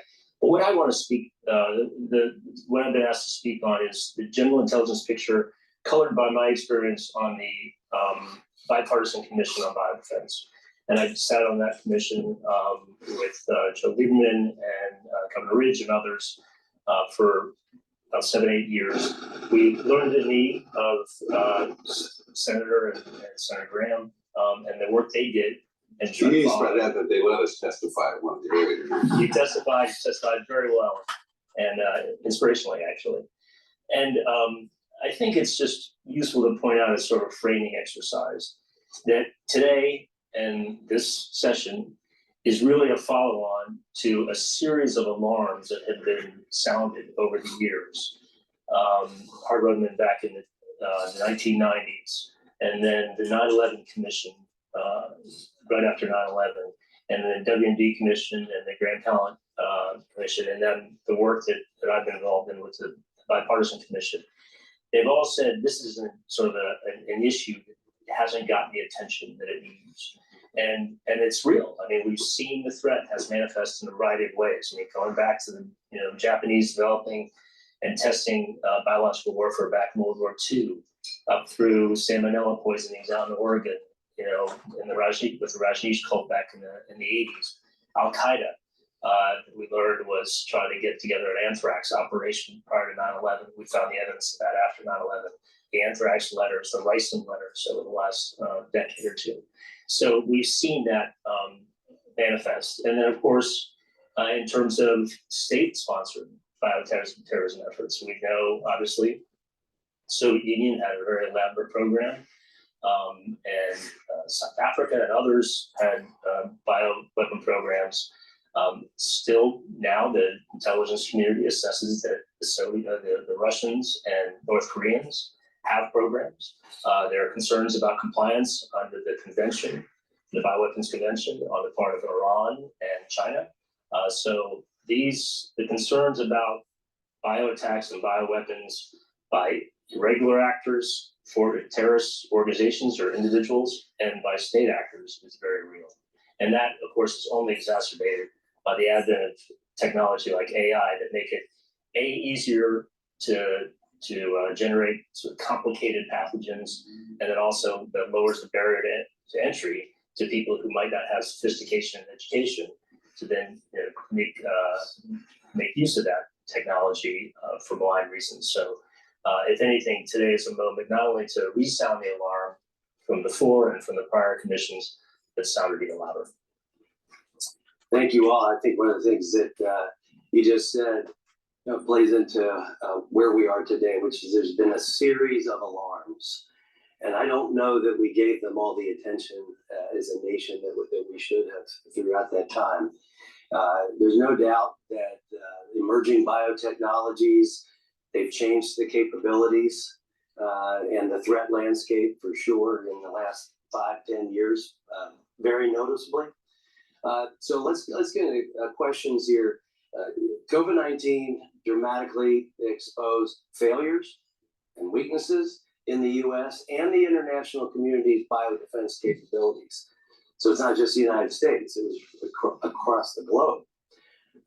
And furthermore, we've seen time and time again how adversaries, namely People's Republic of China, they'll alter, shape public information and opinion to protect their own interests in this space.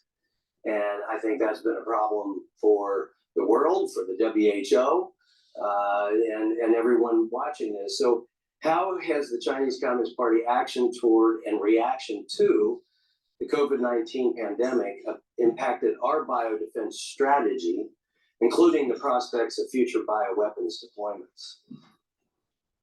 Who wants to start? Go ahead, Senator.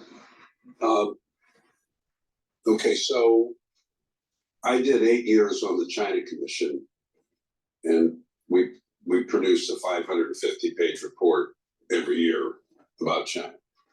And when I saw on the news that and this just is in my opinion, not necessarily the Reagan Institute, when I saw that they had a level 4 biolab in Wuhan, I turned to my wife and I said, I bet good American money that's where the COVID came from. Because I know the Chinese, the PRC's approach to life science. They want to dominate the field. They put immense pressure on their researchers to come up with discoveries. They don't share the same ethical constraints we share. Safety is not as big an issue for them. And all of that means a lab leak, which is a danger anyway throughout this whole field. Anybody who works with these pathogens knows it's difficult to handle them.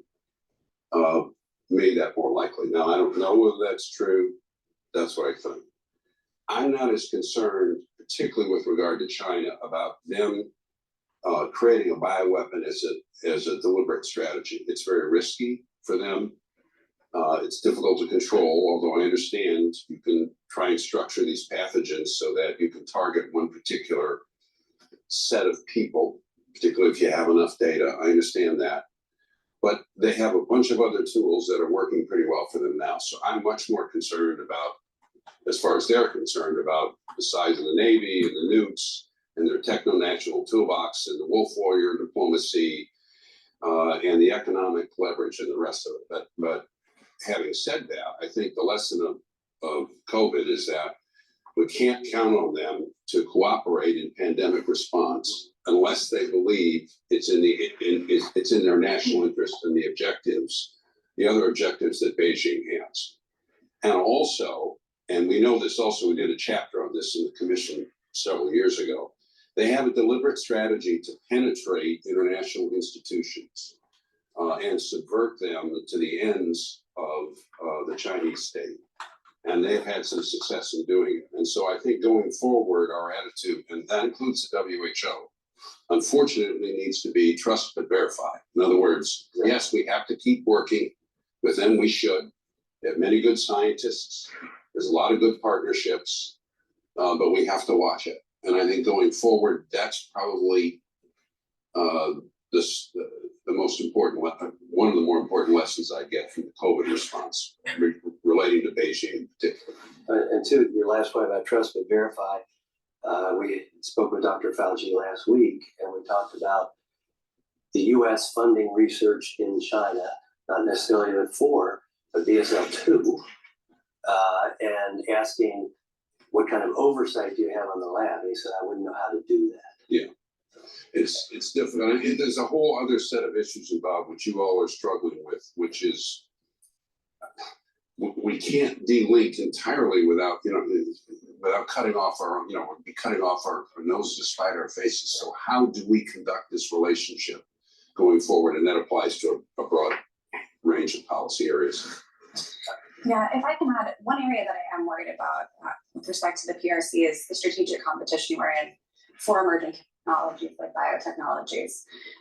And so, we recognize biotechnology has been around for a long time, but with advances in engineering, other tools like artificial intelligence and automation, we are, at the cusp of what folks are calling a biorevolution. And we haven't hit that yet. We're not yet at the ChatGPT moment, if you will, for this technology, but it is coming and we're on the upswing and the race is on. I think that's going to happen in 2029, perhaps even 2027. And the race against China in particular. This is the backdrop of which our commission was created. And China has stated that they intend to win out in the race for biotechnology and to use this technology for economic and military gain. Of course, we know that we are facing a competitor who has a stated policy of civil military fusion, which means that any knowledge, any technology that they gain on the civil and commercial side will be applied to military applications. And I mentioned before, all of the potential benefits when we master this technology, right? Not just pharmaceuticals, but ag, industry, energy, our own, defense capabilities and biodefense. And we can get into that later of how biotechnology and AI is really revolutionizing our ability to respond and prepare for pandemics. But of course, like all emerging technologies, these can be misused, right? It can be weaponized to create bioweapons. They can also be misused to create new types of military capabilities that differ from the way that we might use them, differ from our norms and values. And so it's really important that we remain at the leading edge of these technologies. We have two options. We can run faster or we can slow them down. And I think we've counted for a long time on being able to run faster. I don't think that remains an option for much longer. And so at the commission, we are looking at policy recommendations for legislators that align with, two buckets. One is strengthening our biotech sector.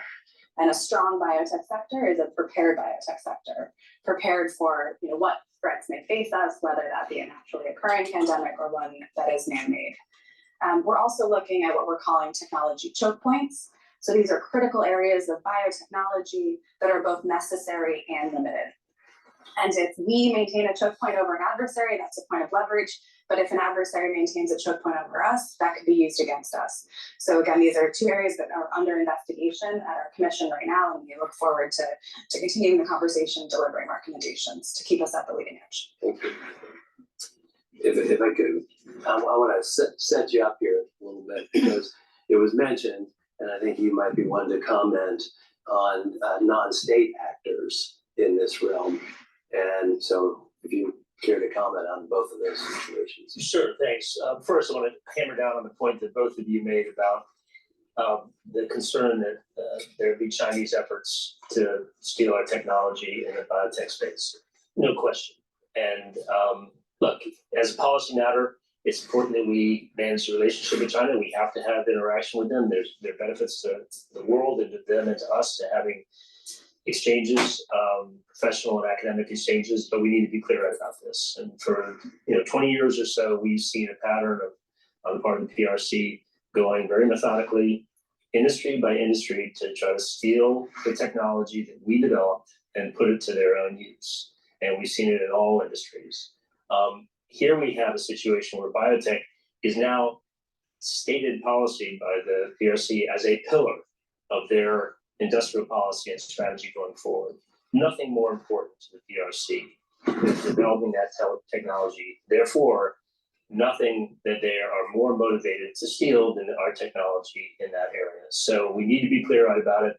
I guess we were just meeting yesterday with some Customs and Border Protection folks who were telling stories about finding folks over here who are acting as students in American institutions who are caught stealing technology and who had actually hidden the fact that they're affiliated with the PLA. And that's the kind of thing that happens on a regular basis. So while we need those exchanges, we have to be careful, and we need to take the intelligence that we have and others in the intelligence community have, and make sure that it's fused with security measures, cybersecurity measures out in the private sector that can prevent that kind of theft. On the irregular actors, you make you raise the thing that keeps a lot of us up at night, which is the prospect of terrorist groups or terrorists getting access to this kind of technology. Obviously, with AI and other technological advances, it's easier now to conceive of an individual or a terrorist group actually weaponizing a bioweapon and actually unleashing a lot of death and destruction. And look, we saw that with Al Qaeda, that they had plans to do it. We've seen other terrorists who tried to do it. It is worth putting in the current context of the post-October 7th environment. And October 7th unleashed a lot of passions, resentments, and biases that we've seen here in this country and around the world. And it also raises the prospect that we could get into crisis mode with some of our foreign adversaries to an extent that we haven't been for quite some time. And that just raises the prospects of people being very aggressive in their efforts against us and maybe against the Israelis. And so I think all the more important that in this environment, it's not slowing down anytime soon, no matter what actually happens militarily in Gaza. The heightened tension is going to remain with us for quite some time. It's all the more important that we make sure that WMD of all kind, that we try to keep it out of the hands of aligned actors. Can I say something? I've always operated, and Senator Graham and I did, on the assumption that in the long run, it's probably easier to identify and control the bad guys than the bad technology. I don't know if that's still true. I know you all are working, and you mentioned the bottlenecks, and there are leverage points, and it would be great if you can identify them and we could control them. The second point is, I hope that particularly the intel community, that we don't overlook the simple threats.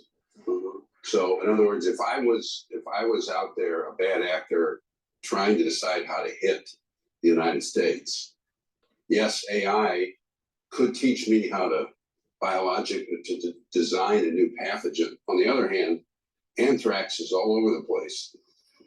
Easy to isolate, fairly easy to weaponize, easy to transport. And in fact, DHS did a model on anthrax like 10, 12 years ago and releasing it. So we have to stay after the bad guys. Because there are ways, even if they don't use real sophisticated technology, for them to hit us.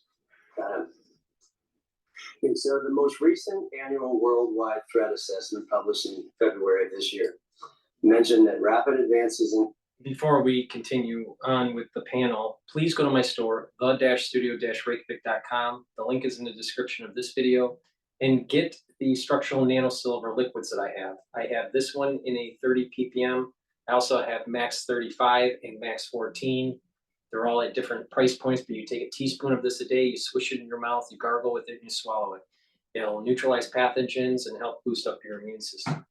I also have these applicators, so you can easily transport in your bag the liquid in either a nasal spray, a dropper, or a spritzer. You can also spray surfaces to help neutralize the surface, but you can spray in the back of your mouth, or the back of your throat, a dropper, so you can put it in your mouth, and then also a nasal spray. So please go to the store and get the applicator set so you can easily transport the liquids in your bag if you're traveling or going to work. But it's important to do it every day. I take a teaspoon of it every day. If you're not feeling well, take a tablespoon or two a day. Technology could lead to novel biological weapons, and the development of such weapons could complicate, obviously, detection, attribution, and treatment. Treatment is one thing I'd like to see us focus on as much as anything else. But you know, surveillance varies. Let's just talk about viruses in particular. Surveillance of nature is different from surveillance of lab work. Somewhere else, especially in a foreign lab, or a Chinese-owned lab in California, or a Russian lab in the middle of Siberia, perhaps. So those are the things we have to worry about. So how can we, either on our own or working with our allies and partners, especially, develop greater visibility into our adversaries' capabilities? Yeah, I can take the first step of that. I think this actually ties to a lot of what we've been talking about as far as lessons we've learned post-COVID. I think one of the biggest lessons we learned, and the things I was exposed about the way our government responds to man-made or natural threats, is that the need for a whole of government response is something we have not really established our protocols for. We talk about the intel community, we talk about the State Department, we talk about the public health agencies, almost as if they cover different terrain and different turf on this overall problem, when the reality is that in the event of a crisis, we need really tight integration across those components, and we need the ability to move extremely rapidly. And I think this is where the potential upsides of technology are so high, because there is software, there is technology that can allow these components to interact in a really first-class way. And so what does that look like from a detection of threats and the ability to mitigate them? Well, we need, I would say, really a three-step process. One, high-scale collection that is federally driven of data across all of these domains, whether it's biological data via wastewater surveillance, whether it's using naturally appearing information public, whether it's existing genomic sequencing and other things like that. We then need detection on top of that high-scale collection that allows us to identify threats, whether man-made or foreign, whether anthrax, whether new variants of diseases. And then critically, we need response. And I think this is the other component that has been so lacking, which is once you identify a potential threat or a new variant, what does that actually trigger in our either government systems or in our private sector? The thing is that when you're building these systems out and have agencies responding to quote, bio threats, either natural or man-made, through, let's say, water waste surveillance, but you're not seeing at the CDC level increased prevalence of a particular disease, you're not seeing clinical relevance, then there's no reason to act. So I haven't seen this video, so maybe he'll bring it up. But the thing is that just because it's in the wastewater doesn't mean it's clinically relevant. All right. So you detect something that may be man-made, but it's not working. All right, big deal. It's not clinically relevant. There has to be a threshold of the number of incidences where you're starting to see hospitalizations go up, You're starting to see, certain types of pathologies, either respiratory or intestinal issues that would lead to a group to be formed or lead to activate a group where it's now a warning. It's kind of similar to, let's say, a storm, all right? You have a weather depression, and then, it may be a warning for thunderstorms, and then a warning for a hurricane, category 1 or 2 or 3. So it needs to be a level of worry, right? Just because it's in the wastewater doesn't mean anything. Polio in the wastewater doesn't mean clinical relevance. There needs to be other data. Just because a PCR tests positive doesn't mean it's clinically relevant. Other modalities of diagnostics, other modalities to determine a disease progression is needed, not just a one thing situation, right? And that way, so it's really important. It's really important not to do a knee-jerk have a system that does a knee-jerk reaction just because there's something new in the wastewater. Doesn't mean it is clinically relevant.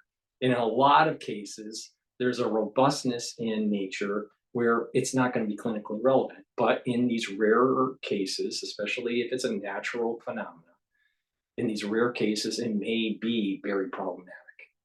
All right. But, man-made, depending on other intelligence, do we have a bad actor out there that's signaling that they're going to take out, parts of America? And you're starting to see a wastewater new pathogen popping up. That may be problematic, and it moves from don't worry to maybe moderate worry. You can kind of see this scale of worry, this spectrum of worry with the highly pathogenic H5N1. Even though for the average citizen it's super low in the United States to contract it, it's even low for people that work on farms to contract it. So, just because it's happening doesn't mean that it's gonna spread out. So you have to have a system in place that says, okay, this is low risk, super low risk, don't worry about it, moderate, high level risk, or super high level risk. There needs to be a situation, and make sure there's guardrails that you're not worrying the public and causing economic damage because of a knee-jerk reaction. That's the problem that I have with government, over surveillance. But biosurveillance is here now. Post 2020 crisis, biosurveillance, water treatment, PCRing, advances in this is it's happening, but it doesn't mean that it's clinically relevant. You need other data like hospitalizations or what sort of prevalence of certain types of diseases are popping up. Are pneumonias popping up? Are intestinal diseases starting to pop up? What's happening? What's happening at the clinical level, and what's happening at the biosurveillance level? Because it may not be clinically relevant. What kind of policy guidance, what kind of research is immediately activated, and how can we tighten the feedback loops between the collection, the detection, and the response to be as rapid as possible? Because I think something we've learned is that the time to do that is not going to be on the scale of years or even months. It is going to operate on the scale of days or hours for us to really mitigate these threats in a first-class way. So I think, that is where private sector, public sector, cross-agency approach has to come together for us to be able to really get ahead of any crisis, any biological threat, whether it is natural or man-made. And I think that approach really has to be a whole government central to technology in being able to navigate these problems. Yeah, I appreciate that, and the whole of government. And a couple of things, and anyone can comment on this, when we talk about, I mentioned the question, like with our allies. So if we develop technology for early detection. Pandemic went rapidly around the world. So the earlier something can be detected, it may be in Europe. And so we want our allies in Europe, I guess, to be able to have those technologies. I think that's what you're 100%. No, I think that's actually spot on. It is a place we explicitly are not succeeding right now, where early, I mean, even using COVID still, detection of variants right now across the world, we are largely sharing with our allies and vice versa through the open internet. And that is not the level of sophistication we have in our intelligence sharing in the DoD or in the IC, right? We have 5I, we have real protocol, we have real doctrine around how our intelligence agencies can share threat information with one another. We don't have anything like that for biological threats or for biological data in the first place. And so investing in, you're exactly right, not just a whole government, but across our allied nations, a real infrastructure that leverages the technology we have to share that information, detect threats, and be able to unilaterally make decisions across that ecosystem is absolutely critical. You mentioned public-private partnership. I wonder if anybody wants to talk about the advantages of that and where we can do better in that regard. I think, I'm sorry. I think if we don't do that, there's just no way to succeed. Yeah, and this is not, this security enterprise is not like the Cold War, where there was basically one buyer, the government, and basically the Department of Defense. And so over time, a dozen or so prime contractors developed, and they learned, because they had the one buyer, how to work through the procurement processes of the government. And the DoD did not really have to adjust to them. They adjusted to the DoD. Well, all this research we need now is dual use. An enormous part of the ecosystem is, and there's a lot of funding, that's good, is privately funded. And actors who I think would be perfectly willing to work with the government and would like to help with this enterprise. I mean, they're humane people, but their culture and their incentives within that part of the market is very different from the government. And so I think one of the things, this is one of the things I was going to recommend to you, is to constantly work on the executive branch agencies know they need to do this, but to get them to work on being innovative rather than incremental. That was a recommendation of the Lieberman Ridge panel, and to be willing to take risks. I testified before Seth Moulton's committee or subcommittee a couple of years ago, and I said, the message to the bureaucrats ought to be, look, if everything you do is succeeding, you're not trying enough. Yeah. Because their attitude, I can understand it. I've sat in these hearings, you've sat in these hearings. We try something and it fails, they're going to hang us up by the thumbs. And so I think the highest levels of political authority, to include the Congress, need to send the message. No, we don't want to do anything foolish. And then I think if we send out the right signals, then the private sector will be incentivized to overcome the obstacles. Yeah. I think that's exactly right. Yeah, failing fast, right? Knowing how you're failing and then iterating on that. I think that's exactly right. And I think they're good examples through the pandemic. And that is how the AI works. Through the iteration, it's failing and trying to find a better solution, finding a better solution until it works. That's how AI works. When you're learning how to walk, you fail by falling, but you're learning from that failure eventually to the point where you can coordinate your muscles. That's how your cerebellum works. So, there's the problem that I have is the potentiality of a knee-jerk reaction, because even during COVID, all right, the early days, all right, there, and when I say the early days, I'm talking about, in China in potentially August, October, November, December timeframe in 2019. It wasn't fully understood what the pathogen was doing and how prevalent it was. One, because they didn't have PCR for it at that time, but and any surveillance of it, and how widespread it was, right? But by the time it came overseas, to Europe and to the United States, it was more well known. All right. So you're talking about, if your time point is around December 10th, or December 16th, then, you know, you're talking about a month of lead time for the United States or for Europe. If you're talking about November, you know, you're talking about 2 months. If you're talking about October, 3 months, or August, 5 months lead time. So it just depends on at the point in time you're looking at, but it wasn't so clearly quote, clinically relevant in August or in October or in November or in December, right? It became more understood how clinically relevant it was. But in the early days, it wasn't sure. So you don't want to need, if you have a system in place where there's some sort of surveillance of something new, right? Some novel thing, man-made or naturally made, you don't know the clinical relevance until the clinical relevant data comes in. Then you can activate. Because, all right, you activate, what do? All right, you shut down the economy for something that is benign and doesn't have clinical relevance. Well, you know, see, you have to have other data points that come in. And that's what the CDC is doing, right? So I'm just concerned, and it's coming from someone that's younger, so it doesn't have as much wisdom, you know. But the key is you know, to surveil, right? See what's happening in the environment, see what's happening there.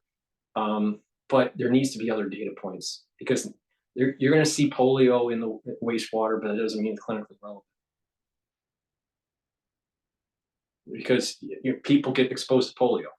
I mean, even though it's quote eradicated pretty much in the United States, all right, through its inoculation program, polio still exists in the water, in the environment.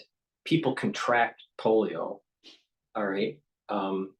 They ingest polio, and usually it just goes through the body.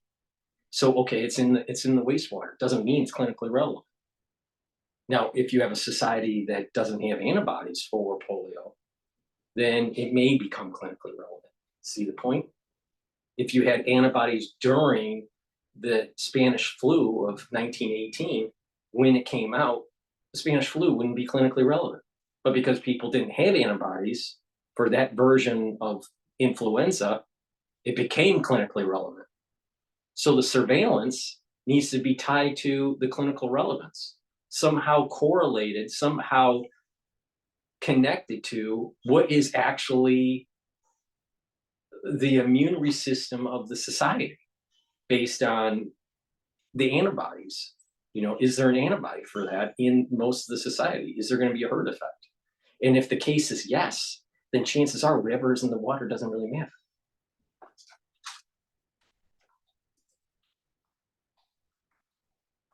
Investments, right? Not just basic research, not just R&D, but actually getting these products from lab to market in a way that wasn't possible before. We had things like mRNA technology that had been funded for decades, right? But were never really ready for prime time. And through these public-private partnerships, that technology became mass produced, reviewed, was determined to be safe and effective. And now researchers are looking at mRNA technology for treatments of entirely new things like cancer. That's really exciting. It's a good news story. And it shows the power of these public-private partnerships that took risks, right? That and then invested in translational work. And we're not going to know what we need before we need it, right? And so these relationships need to be there in advance. The companies need to understand how they fit into the ecosystem.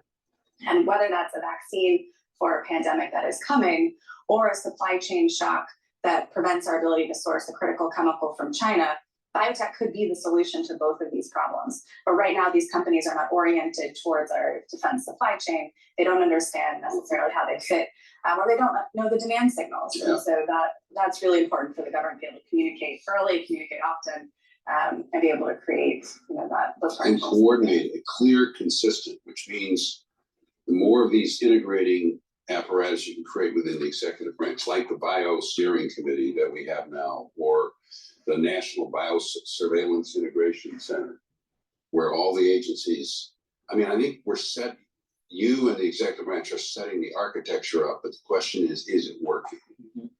I would even add that for truly innovative companies, particularly in technology, which is the world I come from, we've made it incredibly challenging to work with the government. The amount of regulation, the amount of process that is required to be in a place where you can actually land a government contract is enormous. And I say this with the privilege of an organization that invested in this for 15 years before the majority of Silicon Valley did. And so us really widening the tent of how software companies and technology companies and biotechnology companies can interact with and sell to the government and not need to have invested in a 50-person organization that only navigates federal legislation or regulations and contracting law. We're really working with, the government to make sure that that path is as easy as possible, while still ensuring that all of the security and regulation that needs to be upheld is upheld is so important. I think we're thinking a lot about the investments we've made over the last 20 years to be able to sell our own software and what it looks like to broaden that to the private sector more broadly,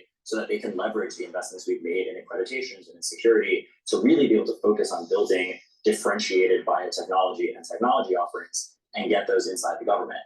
We have found that that is hopefully scalable, and that there's a lot of opportunity there for the broader private sector and technology industry to be part of the way the government solves these problems. But I think it's more than just the orientation towards the defense. It's also about the incentives for being able to generate, sort of being able to do well and do good all at once.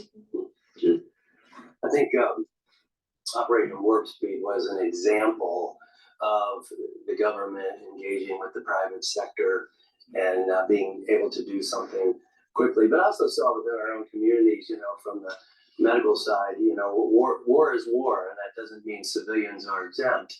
And with the pandemic, civilians obviously are not exempt. Everybody's engaged, and that we saw communities now developing what would be a quick reaction force. We're going to set up hospital in the convention center. All these types of things that we should be engaging and promoting on a local level, no matter what the problem may be. And I think that's something that we should be promoting too, is having our communities ready for something like that. If you look at the history of pandemics pre modern medicine, all right, so you're talking about cholera, you're talking about influenza, Spanish flu, you're talking about typhus, malaria, all these kinds of things, right? Especially with the 1918 episode and cholera. You have epicurves where modern technology at the time, modern medicine at that time, or rudimentary, didn't really help that much. All right. And that the curve in 1918, in terms of wave pattern, is basically the same as what we saw with the crisis of 2020 and years beyond. All right. But what did change was the number of people that passed away in 1918 relative to the number of people that passed away in 2020, 21, 2022, right? The total number of people that died were less in this crisis, this recent crisis, compared to 1918.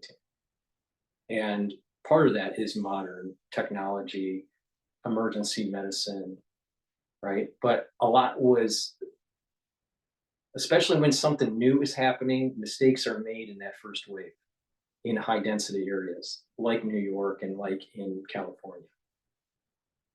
And I think many mistakes were being made in that first 30 to 45 days.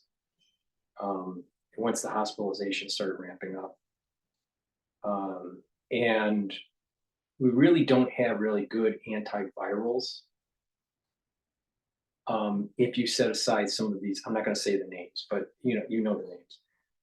Other than some of these other parasitic therapies, right? I'm trying to keep this video up, so you know what those therapies are. If you put those aside, there weren't really good antivirals that were developed or were on the shelf to really mitigate the 2020 crisis. So the society had to start building antibodies, either naturally or through inoculation, to be able to keep it at bay. Now we're at a point where there's so much cross-reactivity because of the antibodies in the society that I'm not very worried about really a resurgence of COVID-19, right? It's going to be in waves that are very similar to, let's say, influenza, where in most cases it's just going to be, somewhat benign. But in other cases, if you have other ailments, it may not be benign. But that's because the society has now built up a resistance to it.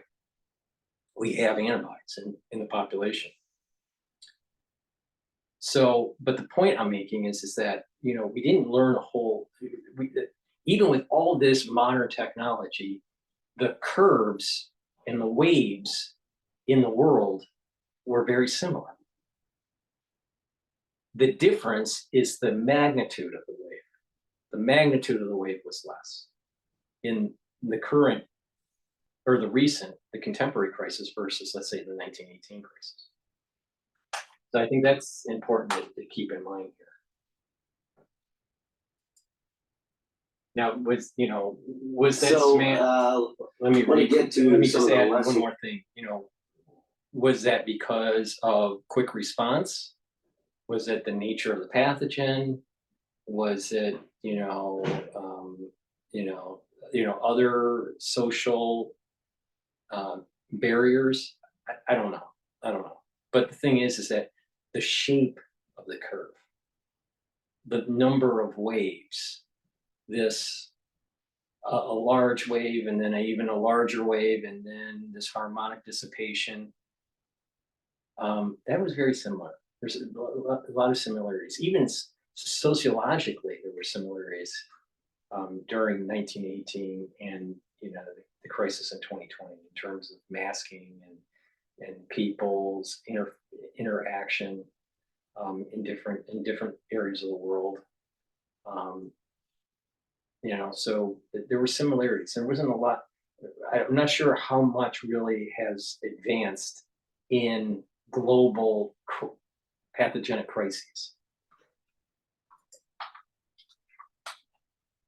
I guess, and what should we be learning, or have we learned by now, from the COVID-19 pandemic regarding our approach to biosecurity and preparedness to address the broad range of biological threats we face? You were talking about mRNA technology. What I heard early on as well, we sequence the virus and we make a cassette, plug it in, and it tells us what to produce, right? But there's a broad range of various things. So any thoughts on that approach to preparedness across the broad range of threats that may be out there? Yeah. I can start. So for the lens that the commission is looking at this issue, we're specifically looking at how emerging technologies are changing this landscape. And we mentioned some of the potential uses of AI and biotechnology to biodefense. And you look at every step in the process of responding to a threat and how artificial intelligence and biotech can change that landscape. Really, the next response could be assisted or made better through that convergent technology. Everything from detection, we talked a little bit about biosurveillance, to scaling up, designing a new therapeutic or countermeasure, then scaling that up, being able to test that in clinical trials, and then being able to distribute that effectively. All of those aspects include largest amount of data, right? And in order to sift through that data and find signal and noise, artificial intelligence, is the way to do that. And so one of the lessons we've learned is how critical these tools are for us, and the mastery of them is essential to be able to be prepared for whatever we may face. Just one example, because I think it helps to center this into something tangible, is researchers at Harvard Medical School and University of Oxford are using what's called a biological design tool, or an AI model that's trained on biological information, in this case, viral sequence and structure. And in doing so, they're able to predict the next variant that might be coming before it enters the scene. So you talk about trying to get left of boom, right? That's really exciting. You think about being able to share that information with developers of countermeasures and prepare, for therapeutics and vaccines before you even see something, hit the world. So any technology that enables us to keep doing that, that's exciting for me, and where I think we need to focus a lot of our work and investments. But here's the problem. Even if it's something- Here's the problem. Listen, here's the problem. All right. You may have a system that can predict, let's say, a possible variant, the next variant of a pathogen. All right. But just because you can predict that doesn't mean that you're going to be able, you can test out in the laboratory. Maybe you have antiviral therapeutics that are not vaccine related, but antivirals to see if it would work towards it. If you had monoclonal antibodies, if they would work towards it, you can build a monoclonal antibody stockpile, right? If you're worried about that kind of variant, right? But you would still, in the case of repurposing antivirals, you wouldn't be doing some sort of clinical test, right? But if you're creating a new monoclonal antibody, because this variant escapes other monoclonal antibodies, then you would have to do clinical trials, right? And that's going to take time, right? And the potentiality of hiding information, because the threat is so large, but let's say the monoclonal antibody doesn't work very well. With this new let's say the current one doesn't work very well against the variant, or even a new monoclonal antibody doesn't work very well for whatever reason, right? Most likely a new monoclonal antibody would help, right? But a new monoclonal antibody has to go through clinical trials, right? So you still need a runway, right? And so it gets in silico, but you still have to test it. And now you're talking about development of a monoclonal antibody through thorough testing. You're talking about 2 to 3 years. If you want to have an emergency provision in place, then it would be much quicker. See, this is the point I'm making, is that the regulatory framework is what prevents something new to get to the market to be used. It's not the science, it's the regulatory framework. But the regulatory framework is designed to help reduce adverse side effects. So you kind of need the regulatory framework, right? But it runs counter to actually quick response to a bio threat, right? So that's, there's the rub with this, so just because you can determine what the variant is, okay, you can test antivirals to that variant in vitro and in vivo, maybe animal models. You can test to see if current monoclonals can inhibit that new variant. If it doesn't, you might be able to create new monoclonals, all right, and stockpile for those, and then you're ready. Okay, that's a good first wave approach. But a lot of that is going to be, all right, that's just mathematical prediction that may never happen, right? So, there's a lot of waste, potential waste, but that waste is like an insurance policy. And there's going to be people that make a lot of money and on that side of the fence. But I'm not so sure that it is the best use of our funds. Again, just because there's a mutation doesn't mean that it's going to end up being clinically relevant, especially if it's predicted in silico. Because it may never emerge.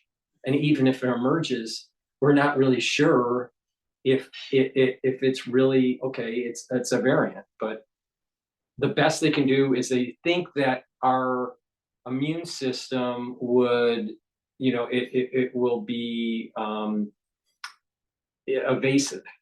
This new variant will evade our immune system or our cross reactivity with the current antibodies that we have. That's what, let's say, the in silico experiment is suggesting. All right. Well, that means that you're going to have some sort of inoculation program to be able to protect from that variant. But we don't know if that's really going to happen.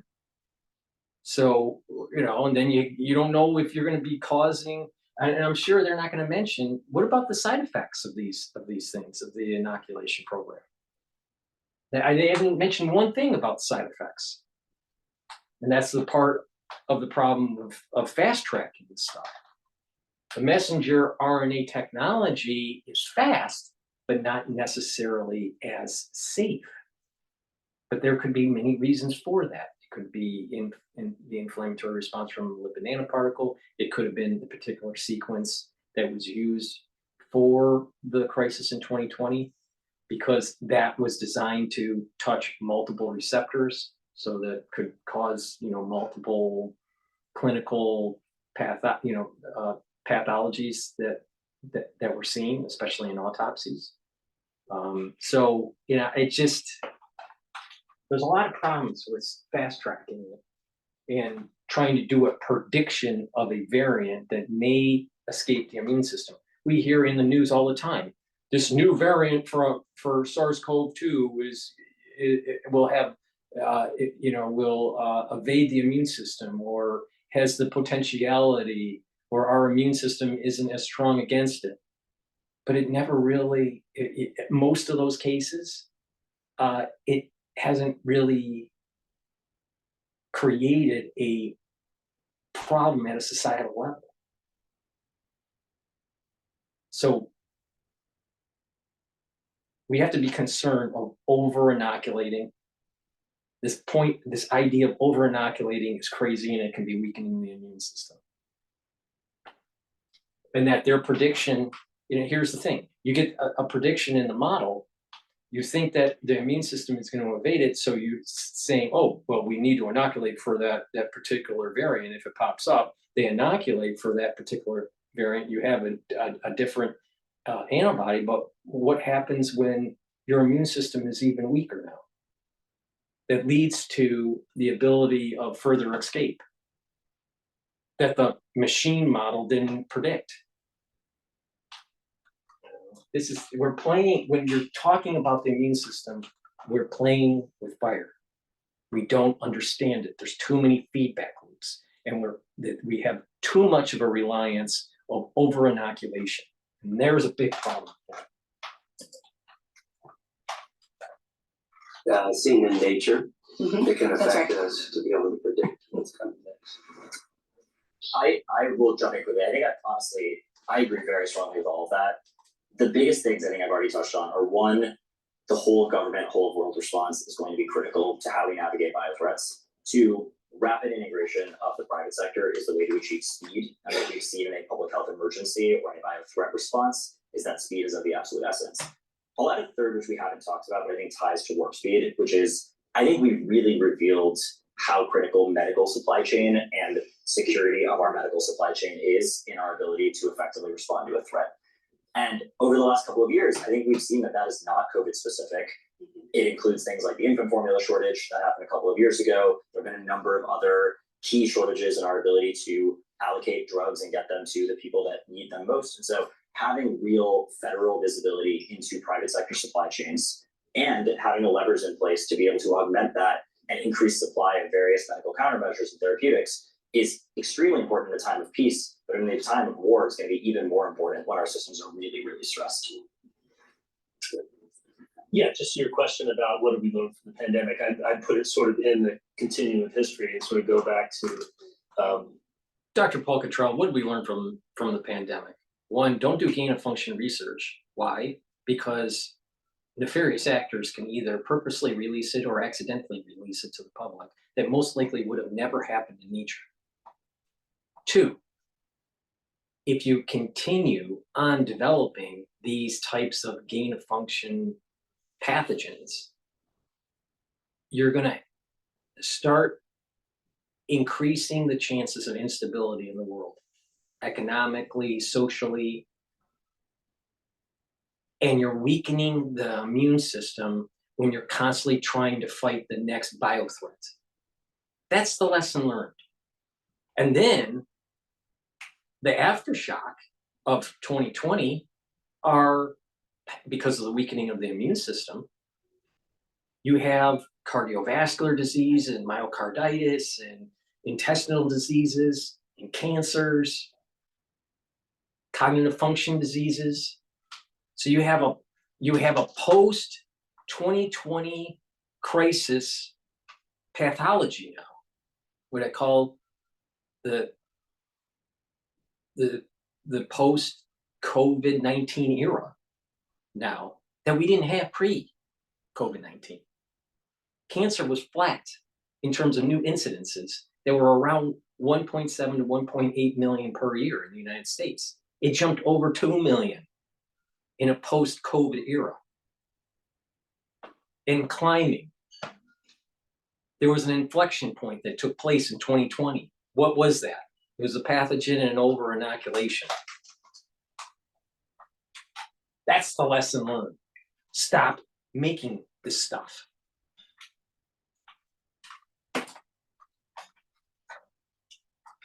Senator's work and then the work that I did with the Bipartisan Commission on Biodefense, the area that I focused on, just because of my government experience, was how do we get the federal government to work with other levels of government and the private sector to anticipate, prepare for, respond to bio threats, man-made or naturally occurring. And so can speak to the biodefense strategy this administration put out back in 2022, right? Yeah, which is a good sort of whole of government response. But back in 2015, we put out our first product from the Bipartisan Commission. Our focus was on we need an all of government response, and it requires centralization, coordination, and leadership within any administration. And I think if you look at the pandemic and the difficulties we have with the pandemic, you can see that as a case study in the need for that kind of centralization, akin to what we did somewhat at a lesser scale after 9/11. They're right? uncloaking. They're uncloaking this part of the Bio-Patriot Act that I'm talking about. And he brings up 9/11. They're uncloaking to make these operations now above board, so they get more funding, and there's going to be more coordination at the world level and at the WHO level, and more curtailment of civil liberties, because they were making weapons they should not have been making. We wouldn't have the military-industrial complex that we have today if it wasn't for the nuclear weapon. So they create a new type of mass destruction weapon to gain more control of the government and more surveillance. This is crazy.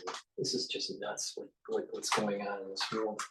And I predicted all this. I predicted all of it in 2020 and how this was going to play out. Please go to my store, the-studio-reykjavik.com, and get the structural nano silver soaps. This is a very high quality soap. This one happens to be charcoal tea tree. I also have different varieties. I have 5 different varieties. So please go to the store and get my structural nano silver soap. I have structural nano silver gels. This helps to neutralize pathogens. Put it on your hands, around your mouth, around your nose, around your ears, your eyes, lightly coat your nostrils. They'll stay active for about 5 hours to help to neutralize pathogens.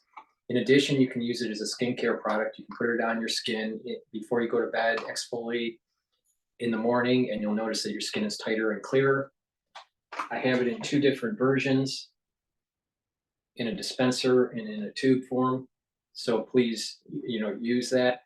In addition, if you're shaving, let's say guys, you're shaving your face, and after you shave, just take a little bit of the gel and rub it on your face, and you'll notice that there's a soothing effect that takes place. Or women, that if you're shaving your legs, you can do the same thing on your legs, and it'll soothe that shave and help with any of the irritation from razor burn. So these are very high quality products. Please go to my store, the-studio-reykjavik.com. In addition, because we're moving into the cold season, and there's an uptick in influenza, and there's an uptick in SARS-CoV-2, it's probably beneficial to get a few bags of these honey lemon drops in 100 count, or blueberry drops in 100 count. I also have elderberry zinc in a 21 count lozenges. So the moment you start to feel irritation in your throat, take these lozenges or drops, create those secretions, neutralize the antigen or the pathogen, and help maintain that mucosal barrier and help mitigate the issue. These are really important to have in your household. Get a few bags of these, because once you start to get the irritation during the cold season, you're gonna want to grab it right away, and you can't grab them right away if it's not stocked in your house. So it's really important to have at least 2 bags of these in your house. So go to the store, the-studio-reykjavik.com, and get the high quality drops and lozenges that I have. Omega-3, really, really important as a supplement to help control your lipid profile. It'll lower LDL, increase your HDL levels, and omega-3 helps to prevent your red blood cells from sticking. That's important to prevent clots. Oh, clots are a problem since 2020. So go to my store and get the omega-3 to help improve your lipid profile and your cardiovascular health. The-studio-reykjavik.com. The problem here is that this incorporates, 9/11 required actors from all over different levels of government working together in ways they hadn't before to prevent the next 9/11 and to take on the foreign terrorism threat. Here we even have a broader set of actors: public health, intelligence community, first responders. It's everybody. And so government really needs a centrally driven organization to make sure that that happens. There are budget implications for it as well, which I know you will address. So that was sort of the initial recommendation. After the pandemic, the commission came out with its Apollo recommendation for Apollo project, which was basically to sort of do what was done and started in 1961 to get to the moon, which of course then was accomplished by the end of that decade as the president requested. And so to look at biodefense from that perspective and to put the resources into it. And I think I'm seeing movement in that direction. And over the last couple of years, it's refreshing. Well, you mentioned supply chain in this conversation, and that's become a harsh reality.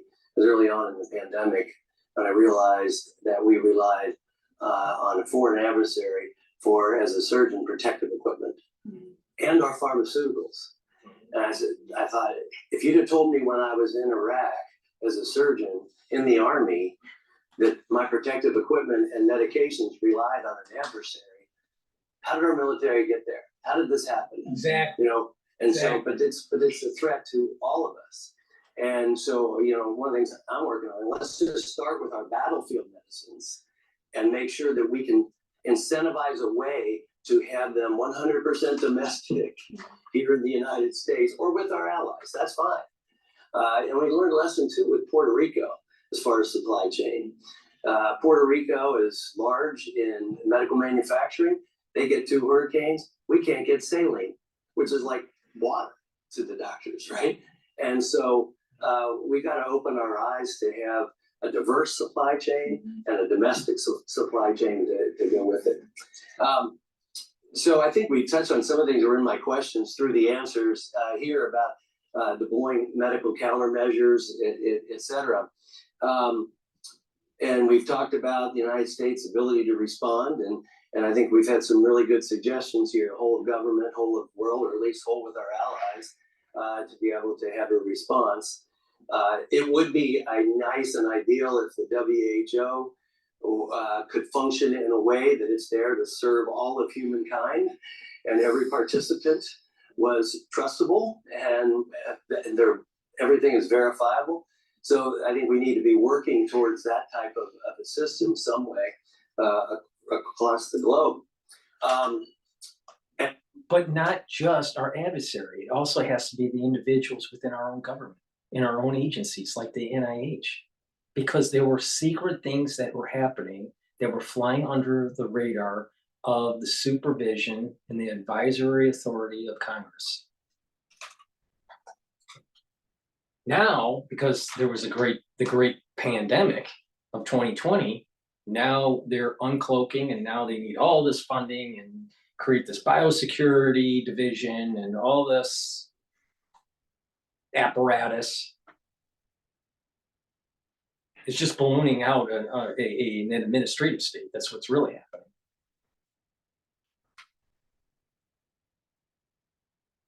And the risk of something happening in nature is still relatively low. The risk of it being man-made by an adversary or from ourselves, and it's accidentally leaked or purposefully leaked, is increasing. Especially if the petrodollar becomes so unstable, or there's some sort of war that starts to happen in the Pacific, and we may need to start using these types of bioweapons.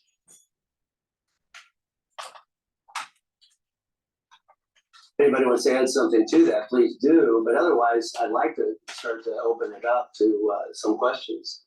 If that's good. Yeah, before we do the questions, please go to my store, the-studio-reykjavik.com, and get the olive leaf extract. This helps to boost up the immune system and helps with the cardiovascular system. How does it help with the cardiovascular system? It'll bring down LDL and increase HDL.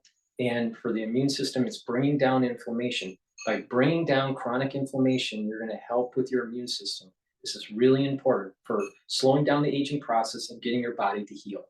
So please go to the store and get the olive leaf extract. It's the-studio-reykjavik.com. And lastly, please go and get the vitamin D3. This is a gene expression cofactor. You need this for proper cellular expression. In addition, it helps to get rid of cells that have been infected through it activates apoptosis, and it will help with absorbing calcium. So please go to the store and get the vitamin D3.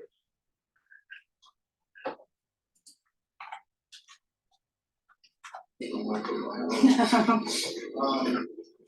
application of epigenetics, the detection and diagnosis, and then potential treatment.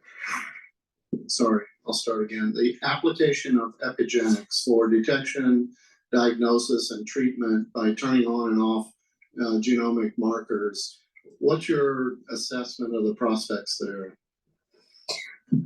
Yeah, so I don't know that I can speak directly to that, but what I can say is we are, as I mentioned before. She probably doesn't know much about epigenetics, even though she's a molecular biologist.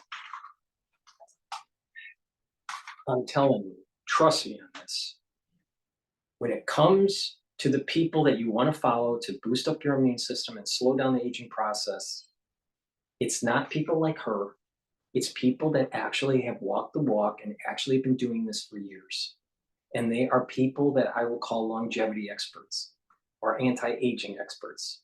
And it's a multiple modality, all right? And it has been found that if you do certain things with your lifestyle and what you eat, and how, the types of foods that you eat, you stay away from processed foods, you want filtered water, you take proper supplementation, you're actually going to slowly switch off aging genes and turn on youthful genes, right? But it's not something that's easy, and it doesn't just snap of a finger. It's a multiple vectored approach. And this is why you're seeing about 2,000 people in the United States that are aging a lot slower than their peer group, all right? You're not gonna see that with the surgeon, the doctor. He doesn't look like he's anti-aging. She doesn't look like she's anti-aging. They don't understand this process. This is why you need to listen to people like myself, because there's a lot of knowledge that has been gained in this field. It's about preventative medicine, it's about changing your lifestyle, and it's about boosting up the immune system. And stop thinking that you need to over-inoculate your body. Don't over-inoculate your body. Why? Because it weakens the immune system. or we are at the cusp of a lot of advances here, right? We don't understand everything we need to understand about biology. And so potential treatments, still exist in a lot of different domains and a lot of different applications. And artificial intelligence is making that, it's helping us to discern and decipher through information at a scale that was previously not possible. So honey, you're too wordy. Artificial intelligence is going to tell you what areas of the histones that need to unravel or ravel up, either through methylation or acetylation, right? So you methylate and you're turning off the gene. If you're acetylating, you're turning on the gene, all right? So there's this feedback, all right? And artificial intelligence is going to tell you through proteomics, right, that what certain proteins are needed for youthful processes and some proteins that are expressed that are normally happening in the elderly or as you age. You want to turn off the aging ones and you want to turn on the youthful ones. Artificial intelligence will tell you what those are. Artificial intelligence isn't going to tell you how it's going to turn it on and off. All right.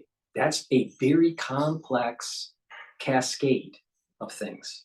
And the anti-agers are the ones through lifestyle and proper supplementation and proper signaling of the body by proper exercise, diet, and sleep that is helping with turning on those youthful genes, turning off those aging genes. All right. But it's a cascade, it's a huge cascade of things that are happening. Now, what artificial intelligence is going to provide in 2024 is this customization of, because her epigenetics is different than my epigenetics. Your epigenetics is different than our epigenetics. So what AI is going to do is it's going to provide a customization of, all right, you need to take that, you need to do this routine. You need to do this protocol, right, in these concentrations to maximize changing your epigenetics. And the thing is, it gets even more complicated. You may be targeting a certain type of epigenetics in a certain tissue, but not targeting another epigenetics in another tissue in your body. So it's not just cells, right? It's the tissue. So you have this complex thing that's going on. Sometimes you want to turn on certain things, for your liver, but not your kidney, and vice versa, right? So it's much more complicated than this. And artificial intelligence in 2029 is going to give us a little bit of a hint of how to customize that better to get beyond the 120 plus longevity mark, the 120 year, beyond the 120 years of life for the ones that have been following a protocol. And then a big advancement is going to take place in 2045, where you're going to be much more precise in this epigenetic change of what should be acetylated and what shouldn't be, and how that's happening. But right now, artificial intelligence is at a point where it's going to tell you what should be, but not how, and what tissues and all that. All right. Sometimes I just can't stand the level of intelligence of people. It's so low. Whether it's mRNA technology, right? Those are still on the forefront, and new types of therapeutics and countermeasures are available every day. That was such a softball answer. Thank you, Lord. A comment and then question. Acquisition always comes up in these conversations. So the question, this is the comment. Acquisition always comes up in these conversations, and it's a constraint, particularly when it comes to DoD, which is only one pillar of what you are addressing. I will say that you might want to watch the Planning, Programming, Budgeting, and Execution Commission final report that's coming out on March 6th, which is giving a lot of suggestions how to be more agile in terms of making funding available, and then how to acquire much more agilely. And I think that could be applied across the whole interagency. But the question is, we talk talked a lot about detection as part of this challenge in terms of biodefense. And I'm curious where we are relative to a national infrastructure to really detect at the human level any potential incoming biological element, where we are on that from a funding point of view and understanding and implementation point of view. Does it sound like for you? Yeah, I can definitely go first on this. It's a great question and something I really want to see us invest in. I think pieces of it are there, but the integrated ecosystem is not there. So what does it look like to have a national infrastructure to be able to do something like that? One, you need collection of, and this must go hand in hand, securing of biological samples and genomic information. I think CDC has made some strides on this with the way that the Traveler Genomic Sequencing Program works, where they're collecting wastewater off of airplanes. The National Wastewater Surveillance System, NWSS, I'm not sure what the S's are, does something similar around wastewater collection. But I think that is ultimately so small and so limited to 7 airports and a small sampling of where we can do wastewater sequencing to be able to get that information. The second step of it is actually synthesizing that into meaningful insights and being able to then drive public health response. And I think that is where there is a huge drop off in the ability right now for us to use that information in the real day-to-day public health decision making that we need to be able to, not just for issuing policy guidance, but ultimately for driving medical countermeasure development or triggering allocations out of the strategic national stockpile, or really being tightly tied into how our public health ecosystem operationalizes that information. And so I don't know why the video kind of. I think what this is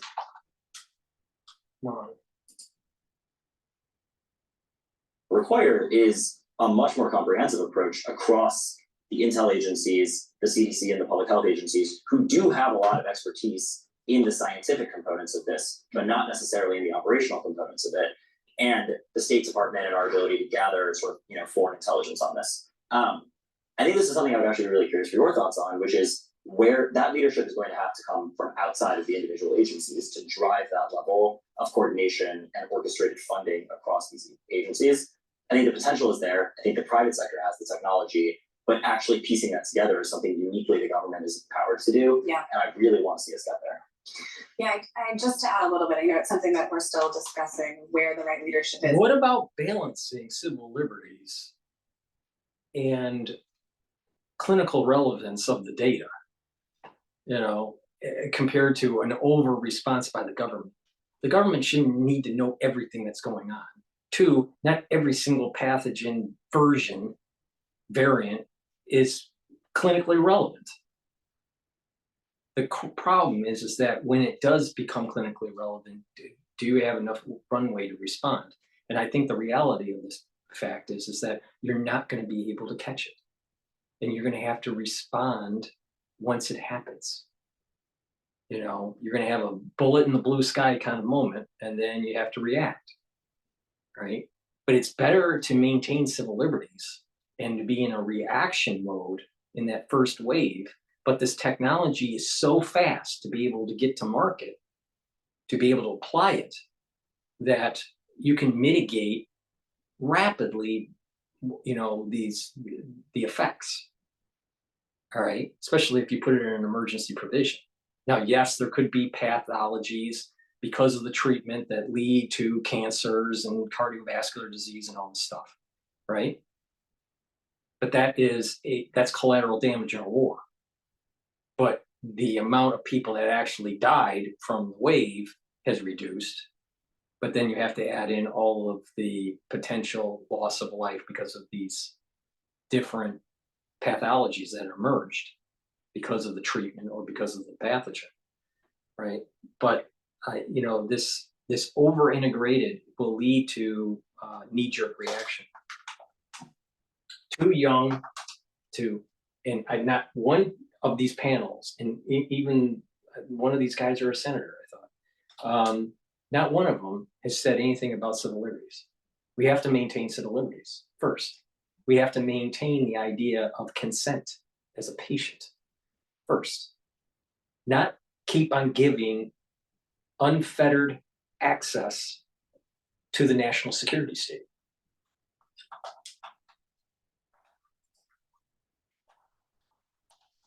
you're right, and this has been touched on before. The number of stakeholders in this issue area is so large, it spreads across so many federal agencies, that having a centralized authority or someone overseeing all of this, a point person, if you will, is critically important. So where that is and how that looks, we're still under discussion, but it is something, you know, we're critically aware of and we're looking further out. You have all these agencies, right? You have the CDC looking at the biosurveillance data, either through hospitalizations or wastewater or whatever, right? You have the intelligence community, the CIA, on foreign actors. You have the intelligence community at the FBI level and domestic actors, right?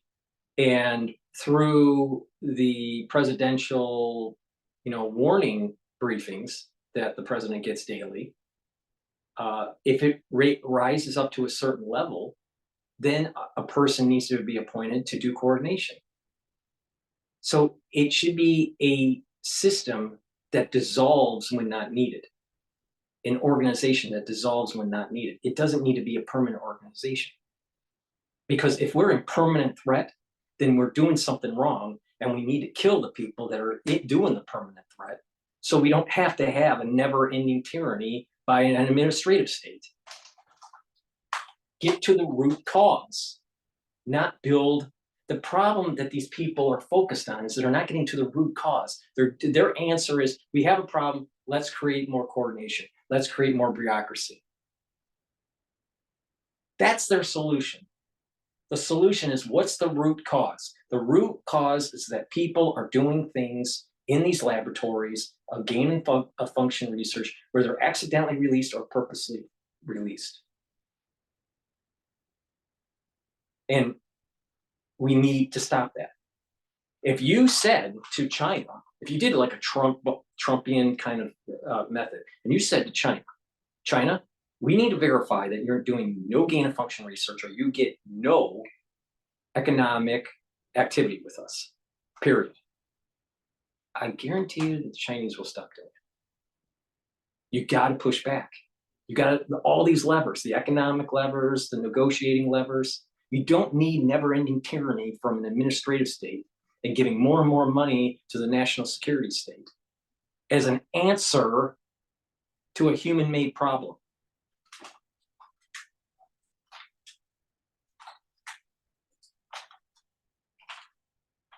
Is at heart, as you know very well, it's a political problem, not in the sense of politics, electoral politics, but in the sense that, you know, our government is obviously very big, and those who've worked in the executive branch know this, the only centralizing node in the executive branch is the office of the presidency.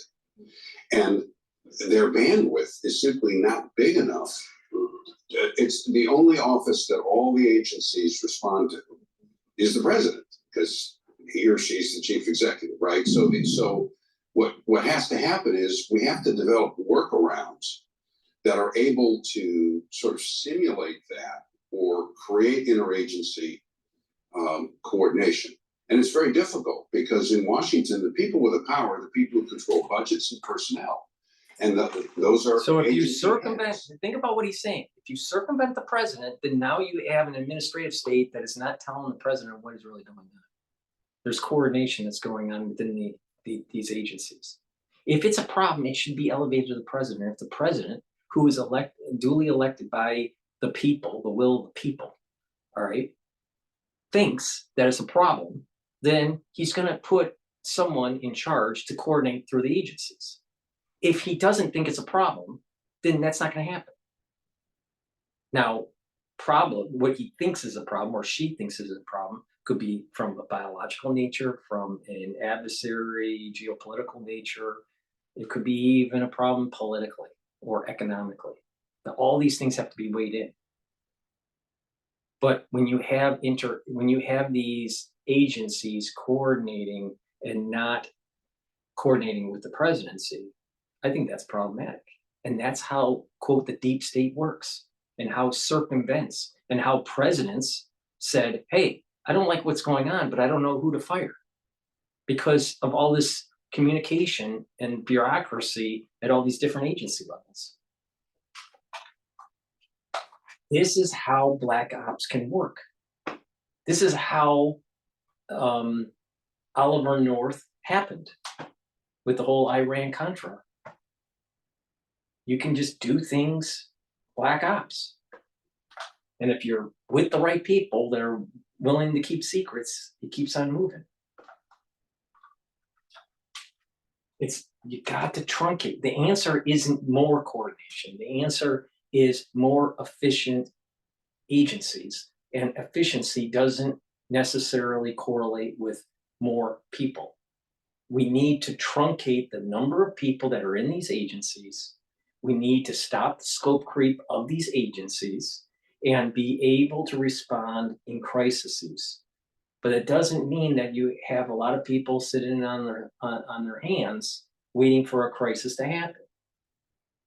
There's nothing wrong with organizations developing out because of a need, you know, an emergency need, and then dissolving after that need happens. The military does it all the time. There's a war and it creates all this, you know, all this infrastructure and communication and all this, and then after the war, it takes it back, right? So this is the kind of thing. We need to view this biosecurity to prevent an overreaction of a national security state, to prevent the overreach of an administrative state, and to prevent the loss of civil liberties. In this domain that we're talking about, it is extremely important to make sure that we do not fund new bureaucracy under this BioPatriot Act. We're going to lose our constitutional freedoms. There's going to be more bureaucracy. There's going to be more black ops. There's going to be more things that happen in the world, and the presidency is going to be out of the loop.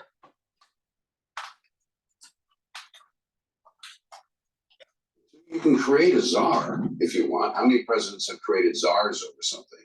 But they don't have any authority over personnel. They don't have any authority over budgets. And so their authorities only insofar as the president backs them up, right? And after a while. So this is very difficult. And I do think, though, we have some models out there, like, Bob Work and I recommended this in the NSIB report. CFIUS works pretty well, right?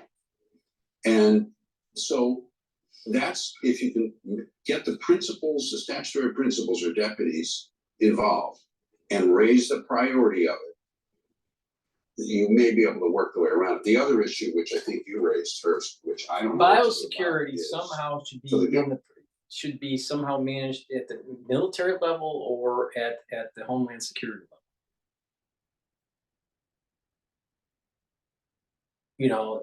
So I'm not,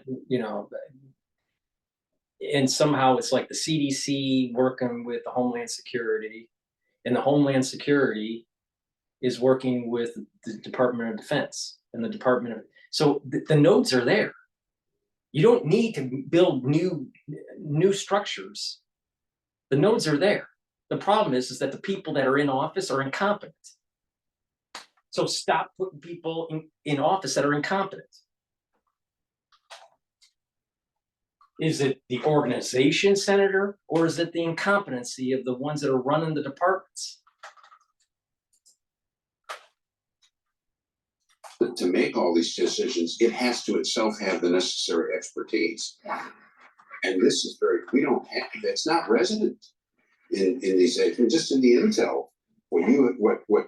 You got intel people, that not necessarily AI experts, right? I mean, it's hard to accumulate that kind of expertise.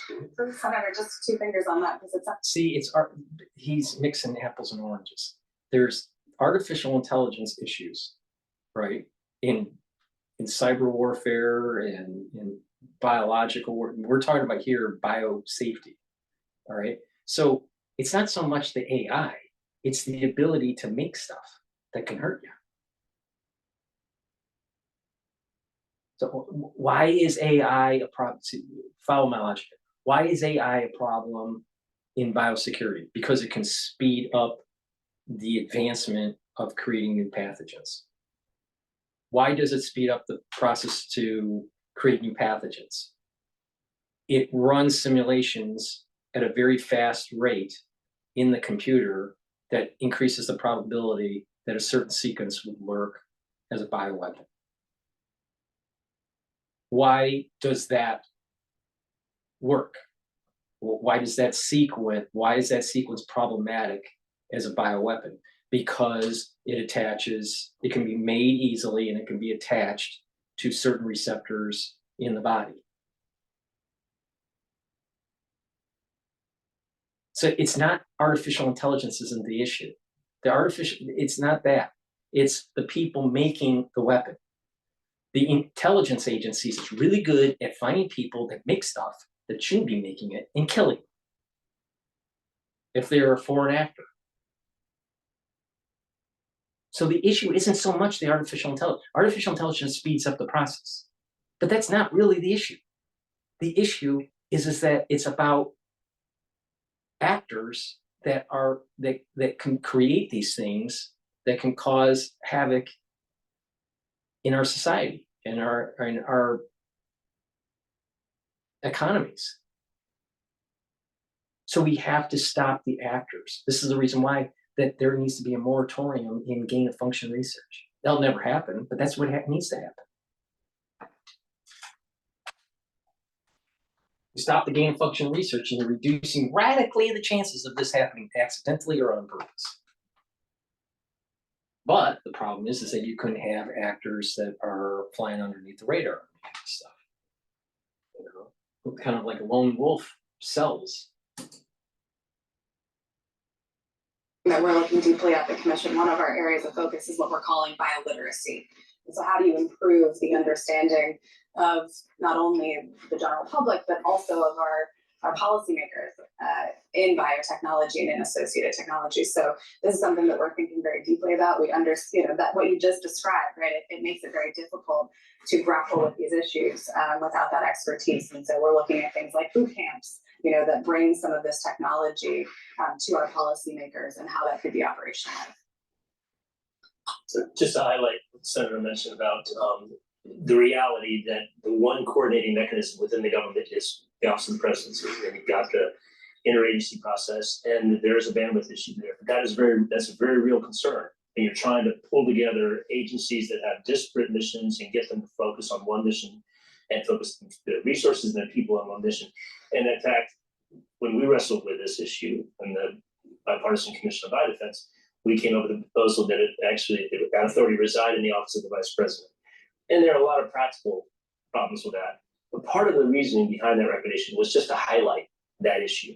That this is the only place where if you have something of absolutely enormous national significance, you're really going to be able to corral all the federal players and move them with expedition, in the direction of the and if objective. it's not working, it's a failure. If it's not working, it's a failure of the executive branch.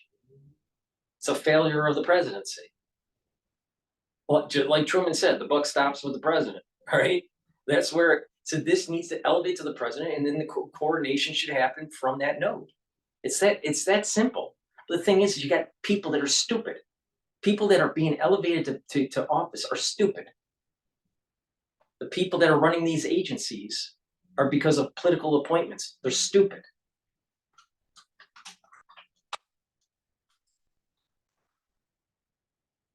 Maybe a coordinating council or what have you, maybe some sort of CFIUS idea. But I know that there's a lot of thought about how best to create that kind of mechanism, but not at the same time playing it right in the middle of the White House that has a few other things on its plate.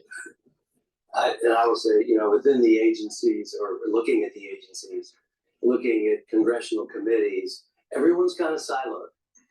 And that is one of the biggest problems. And as we're going through this pandemic committee, we're reaching out to this agency, that agency, and, kind of realizing that if more of you were in the same room at the same time, we might do a little bit better.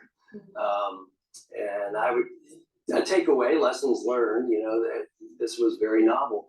But it seemed to me at the White House, we needed more people around the table for the daily conversations, I thought.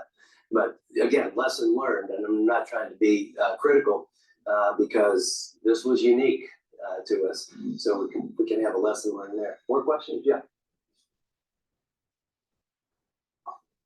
Hi, Brendan Portalon. I'm a tech policy reporter with Politico. I'm pretty sure everybody on this panel here, but Michelle maybe in particular, talked about the importance of making sure that the U.S. biotechnology space continues to lead the world.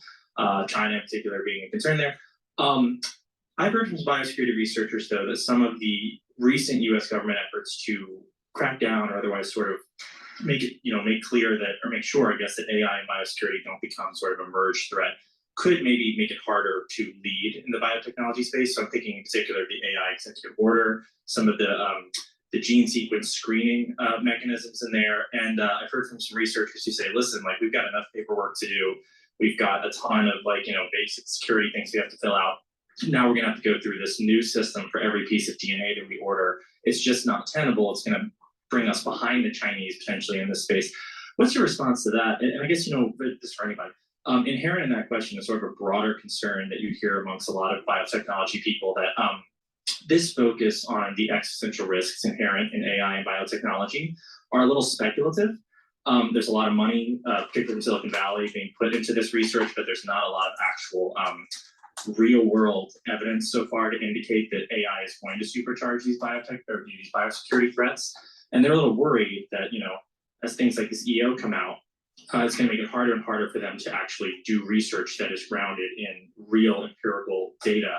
So, specific responses so far with the EO, concerns about that, maybe slowing down biotechnology research, and then the broader concern, if you could speak to that, anybody, about some of the, I think, issues with potentially focusing on existential risk of AI biosecurity with what I've heard is pretty light evidence so far in terms of how these things play out, particularly. Don't do gain of function research, period. If you do gain of function research on pathogens, it's going to cause a problem.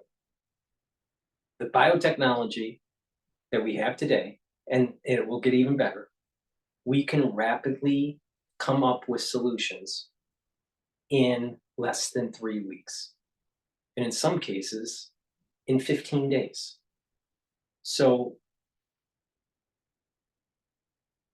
why do we spend all this money and create higher risk of something being released on accident with this gain of function research?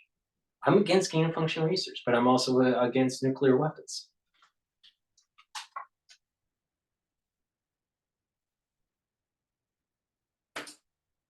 The problem is the gain of function research. Yeah, I can definitely start with that. So this is something that we're looking closely at the commission, is the intersection of AI and bio, and what policy recommendations we could put forward to address the risks we see. A couple things, to state in framing this discussion. The first is, from my perspective, there are two outcomes that are problematic. One is we don't act, right? We don't mitigate the risk that exists in the potential future for AI and biotechnology to lower the barrier to creation of a bioweapon. The other scenario is that we overact and that we restrict the ability to use these tools. And we've talked about the potential applications of AI biotech for a number of domains, but particularly for pandemic preparedness. If we somehow limit our ability to progress in the advances in the models, in the associated data, if we lose out at the leading edge to our strategic competitors, that is also a risk of which we must be mindful. And so we are looking at recommendations at the commission that would balance mitigating the risk and also ensuring that those that are trying to use the tools for beneficial uses are able to do that. And would love to continue that conversation with folks as we test out different policy proposals there. On the tools themselves, so we're also looking and understand that the risk is not uniform across AI tools, right? And so policy approaches cannot be a one size fits all. Most of the discussion has been around large language models like ChatGPT, which are trained by and large today on existing information from the internet. So it's unlikely, and we haven't seen yet, that these tools are actually providing information that creates something that we've never seen before, right? The unknown that would evade detection, evade attribution, the things. I'm telling you, she is not understanding what you can do with protein folding and being able to do this iterative process to come up with something novel. It's not that hard. All you got to do is have some molecular biology training, and it's not that hard.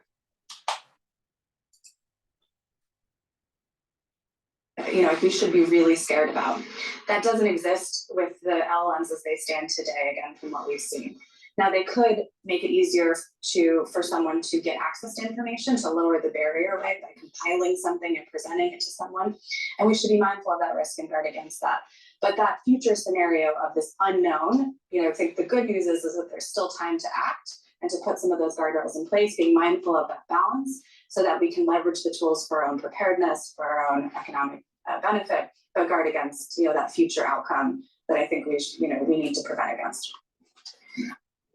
To what extent do you think it would be possible, and maybe you're doing this already, to get groups of people together from the industry sectors and get them to tell you what the best practices are and what the best practices are? Probably right. We are definitely doing that. We're talking to a lot of leading companies in this field and academics to understand, what they intend to use the tools for. What we have researchers and companies that are using not LLMs particularly, but what we call bio-design tools. So AI models that are trained not on natural language or things on the internet, but on biological information. So things like DNA.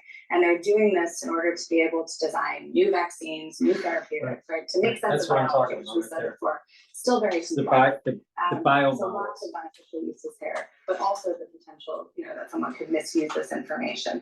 So we're talking to a lot of them to understand what the leading edge is, what they're trying to achieve, and potential guardrails that wouldn't impact their ability to achieve those outcomes, but would guard against someone misusing, those data sets. What if the nuclear enterprise might be a model, because that's been around a long time, and you can't guardrail security consciousness. Yeah. You can't guardrail it. You can't guardrail it because if it's something new, they're not going to know. It's a bullet in the blue sky. They don't know what they're looking for. It's chaotic. It's unknown. It's an unknown unknown. You can't guardrail against this. If you want a society where there's going to be advancements in medical technology, you cannot guardrail, because someone that's smart will be able to circumvent the guardrail. Right? Like, for example, let's say there's a certain sequence that the AI has folded and determined a certain receptor, and saying this protein sequence should be on a particular spike protein of a virus. All right. And now you know the sequence that the AI said that will have this high affinity and high reactivity for it to bind to the cell and to fuse and to get into the cell. All right. So now you've created a new type of spike without doing serial passage, and the AI provided that. It's new. All right. And how is the guardrail going to be? How are they going to guardrail it? Now, let's say they have where the system, now remember, you can do these systems in the cloud or on your local. So if you're doing it locally and it's not cloud-based, how are they knowing that you're doing this? All right. And so you create a plasmid of a certain sequence. How are the people that are selling you the plasmid package going to know what you put into the plasmid? Okay, so there's no guardrail there. They won't know, even they wouldn't know. And then let's say that you don't have the machine for the sequencing of the code, the DNA code that needs to be plugged into the plasmid. So you go and get a provider that makes that code for you. They don't know what the code is. It's just a sequence. They have no idea what it's for. And, and then you plug it into that cassette, into that plasmid, and then you start doing your recombination. All right. And you create some sort of variant of a particular pathogen that codes for a new type of spike that has a higher affinity. Now you got to do a few of these experiments and make sure that the recombination is taking place, but then you can, that's the plasmid recombination method. There's other methods where you can have just the sequence of the whole damn genome if you want to do it that way, and then put it in a lipid nanoparticle and put it into a cell, and and with that you are creating viruses, and you don't have to do recombination. The guardrail for that would be easier because you can just look at what's the sequence that's being ordered, take a look at the blast for it and see what is it. Well, it would have high homology to a particular virus. Well, then that would create a guardrail, all right? But you can do it in pieces where they wouldn't know that. So, there's ways around the guardrail.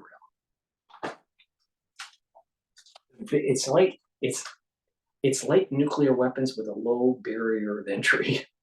Nuclear weapons is high barrier of entry because you need a lot of uranium, and you have to do centrifuges to get enough concentration of the material, and then you have to have a weapon device that actually fuses it, and a deployment device and all this stuff. So the barriers of entry are a lot higher. But with this, the barriers of entry are low. Now, if you buy a machine that creates the sequence for you, they would have no idea what you're making. So, in these machines, the barrier of entry for these machines are a lot lower than it was 10 years ago. There's ways around it. And they've worked their way into it so that it really doesn't obstruct. And obviously, it's very difficult sort of field, but I wonder if that wouldn't be a model. Yeah, we're looking, we have looked at nuclear, we're looking at cybersecurity as well, look at, a digital domain where there's a lot of civilian and commercial uses, but there's also the potential, for weaponization of that technology. So I think there are good practices from other sectors that we can put into play here. And again, it's just achieving that balance in my mind. One of the comments I made to Kim before we came out here is that you always have to be wary of the bad actors, right? I said the Wright brothers, I'm sure were not anticipating that their invention could be used to fly into buildings and kill 3,000 people in one day. And that's what we have to be thinking forward about, and how we protect ourselves from that. Yes. That's you. That's why I was waiting. Yes. Hi, so nice to see so many of you. Emily Kleiss from Ginkgo Bioworks, previously from Senate Intel. So thank you so much to my former sister committee for hosting this and bringing some of these important issues into the light. I am delighted to listen to you all because the entire reason I left government for this technology specifically was because I think it's the one that we must be leading at the critical edge for. So Michelle, thank you for your comments. My question is short. When do you think that ChatGPT moment for bio is going to happen in a matter of time? 2029.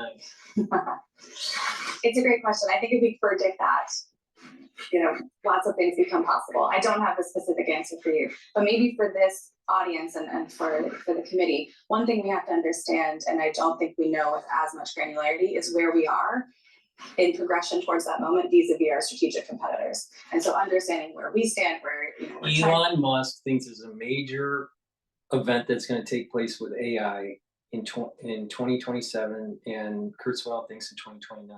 I believe it's 2029 where you have this huge advancement in AI in medicine. But it could be even earlier. It could be 2027. So it's not that far away. Stands in much more detail so that we can calibrate policy options to make sure that we maintain at the leading edge. That's critically important. And we don't understand that with as much granularity today. That relies on open source information, a better understanding of science and tech landscapes, OSINT, if you will. And we just have to get better at that. Yeah, I think slightly different approach to that question is that part of what made the ChatGPT moment so universal was that there was something so legible to every person in the world, which is a chat interface with which to interact with AI. Generative language models have existed for, at least 5+ years, but that moment of it being so in your face and I think visible and visceral to everyone, what it looked like to interact with AI was in some ways helpful because it helped popularize the risks that were posed. I actually fear that we won't have a similar moment with biology because it'll never be something that every American or every person wants to think about every day. And so putting the systems in place now is so critical because that moment will be much more gradual and will hit the breaking point of threat in a way that then becomes a concern to everyone, but won't be a chat interface through which we interact with AI. I think we have time for one more question.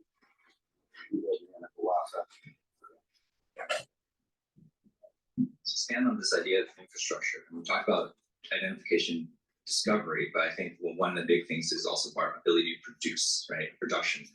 We're in the semiconductor industry now, we're in the know that with chips, the CHIPS Act, right? We're trying to actually make up for the inability for us to domestically produce a critical technology. And you know, hearing the discussion, it seems like we are kind of already thinking about this now, but how do we make sure that our US domestic biomanufacturing infrastructure is there so that we don't need a chips for bio act 10 years from now, right? And then we're not making decisions of do we fund old, you know, state of the past technology, but we're actually funding state of the future type technologies. Can I take a stab at that? Because you talk about the CHIPS Act. I really wanted the CHIPS Act to be more broad as far as implementation for whatever national security risk we identify, as opposed to the one that is very specific. So that if we identify that as a nation and Congress and the White House agree, then we go ahead with a plan to do that. And I think that's something that we should still take a look at to address that so that we're not behind the curve and waiting for it, but all we have to do is agree that this is a risk and we've got to get moving on it. Maybe we do have time for one more question.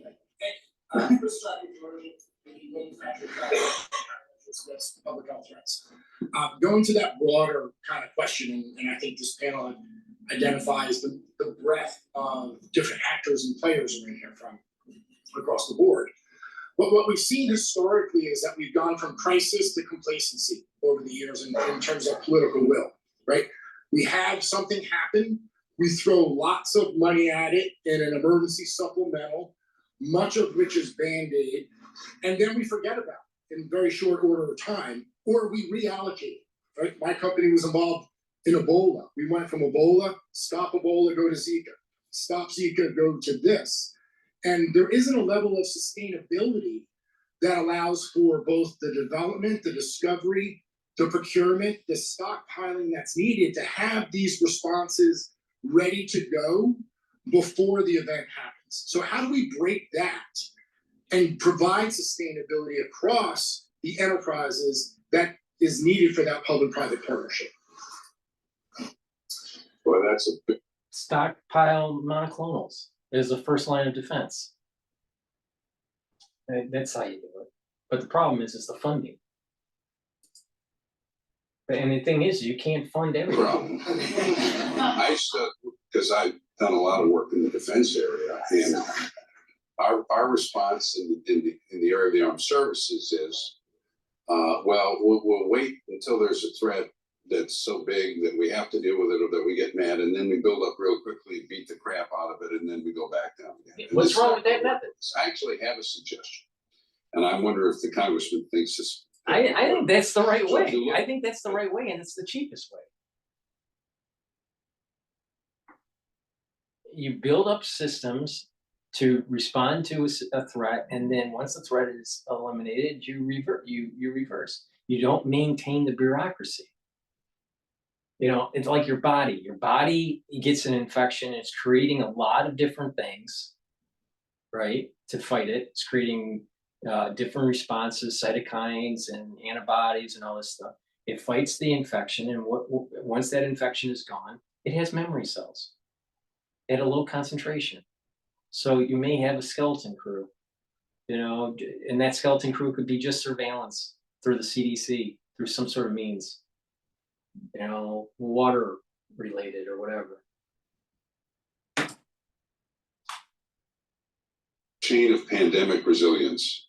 There's like detection, attribution, communication, medical countermeasure stockpiling, medical countermeasure distribution, which we haven't talked about. Yeah. I think AI has a lot to do there. And then medical management. So there's links in it. And suppose the speaker and the leader, the matter whoever whichever party controlled, told the authorizing committees, look, we want you in the areas where you have jurisdiction over these different links. We want you to make it a priority, the chairman and the ranking member, to achieve progress this year. Okay? By the end of this year, we want you to have passed things or funded things or held hearings that have made progress. And you're going to report back to us. And by the way, if you'd like to be a chairman or a ranking member, you need to learn something about this whole bio preparation issue. And maybe we're going to grade the committees. So, I mean, I was a committee chairman. I mean, you know, if you get tasked with this, this is the way I think to energize staff, et cetera. And that will then force the committees to reach out to the commissions. Okay, what are your recommendations? We need ideas in these areas. So something like that, where top leadership can institutionalize this as a priority among the people who matter.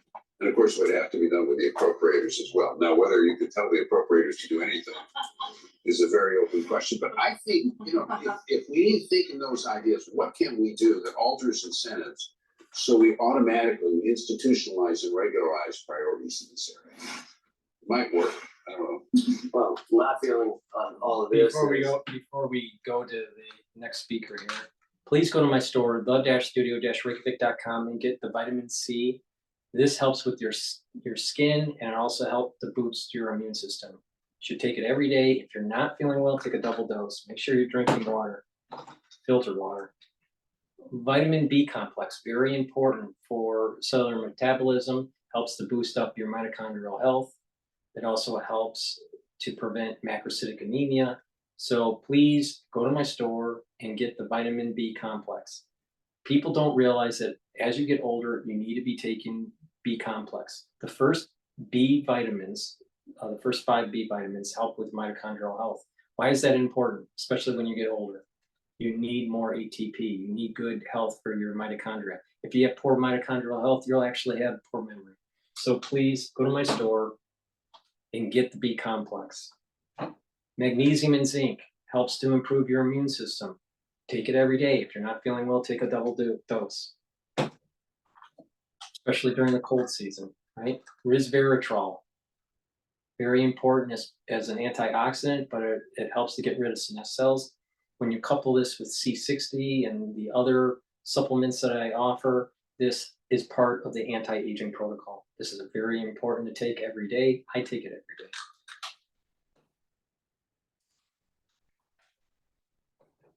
Not be a partisan issue anyway. No, that's one bullet I think we've largely dodged with this. I don't think it's very partisan.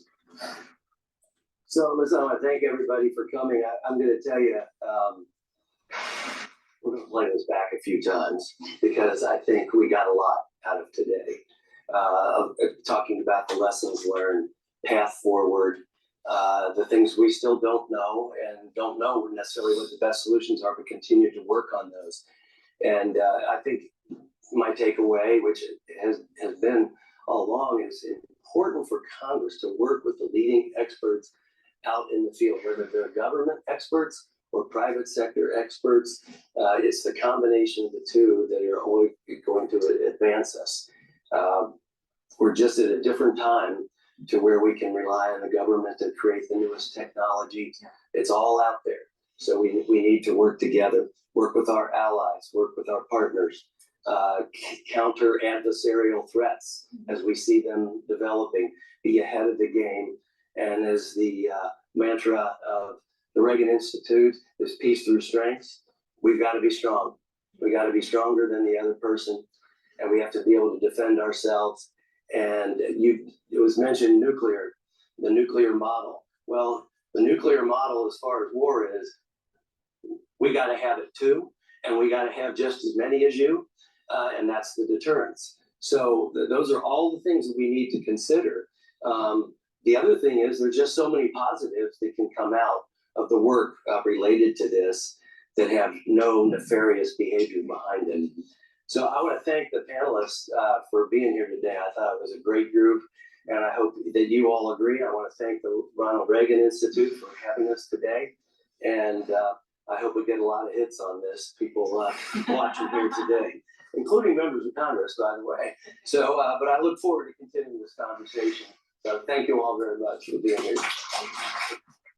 So that is a little bit more understanding of where we're going with biosecurity and AI and how it can be beneficial, but how it can be also used for weapon development. Thank you for listening. Please go to my store, the-studio-reykjavik.com, and help support my work and follow my lead. If you listen to what I'm saying about taking the supplements, doing proper exercise and diet, and filtering your water, and balancing, and stretching, and training your brain, and learning new things, you're going to slow down the aging process. So please go to my store, the-studio-reykjavik.com. Thank you for listening and have a nice day.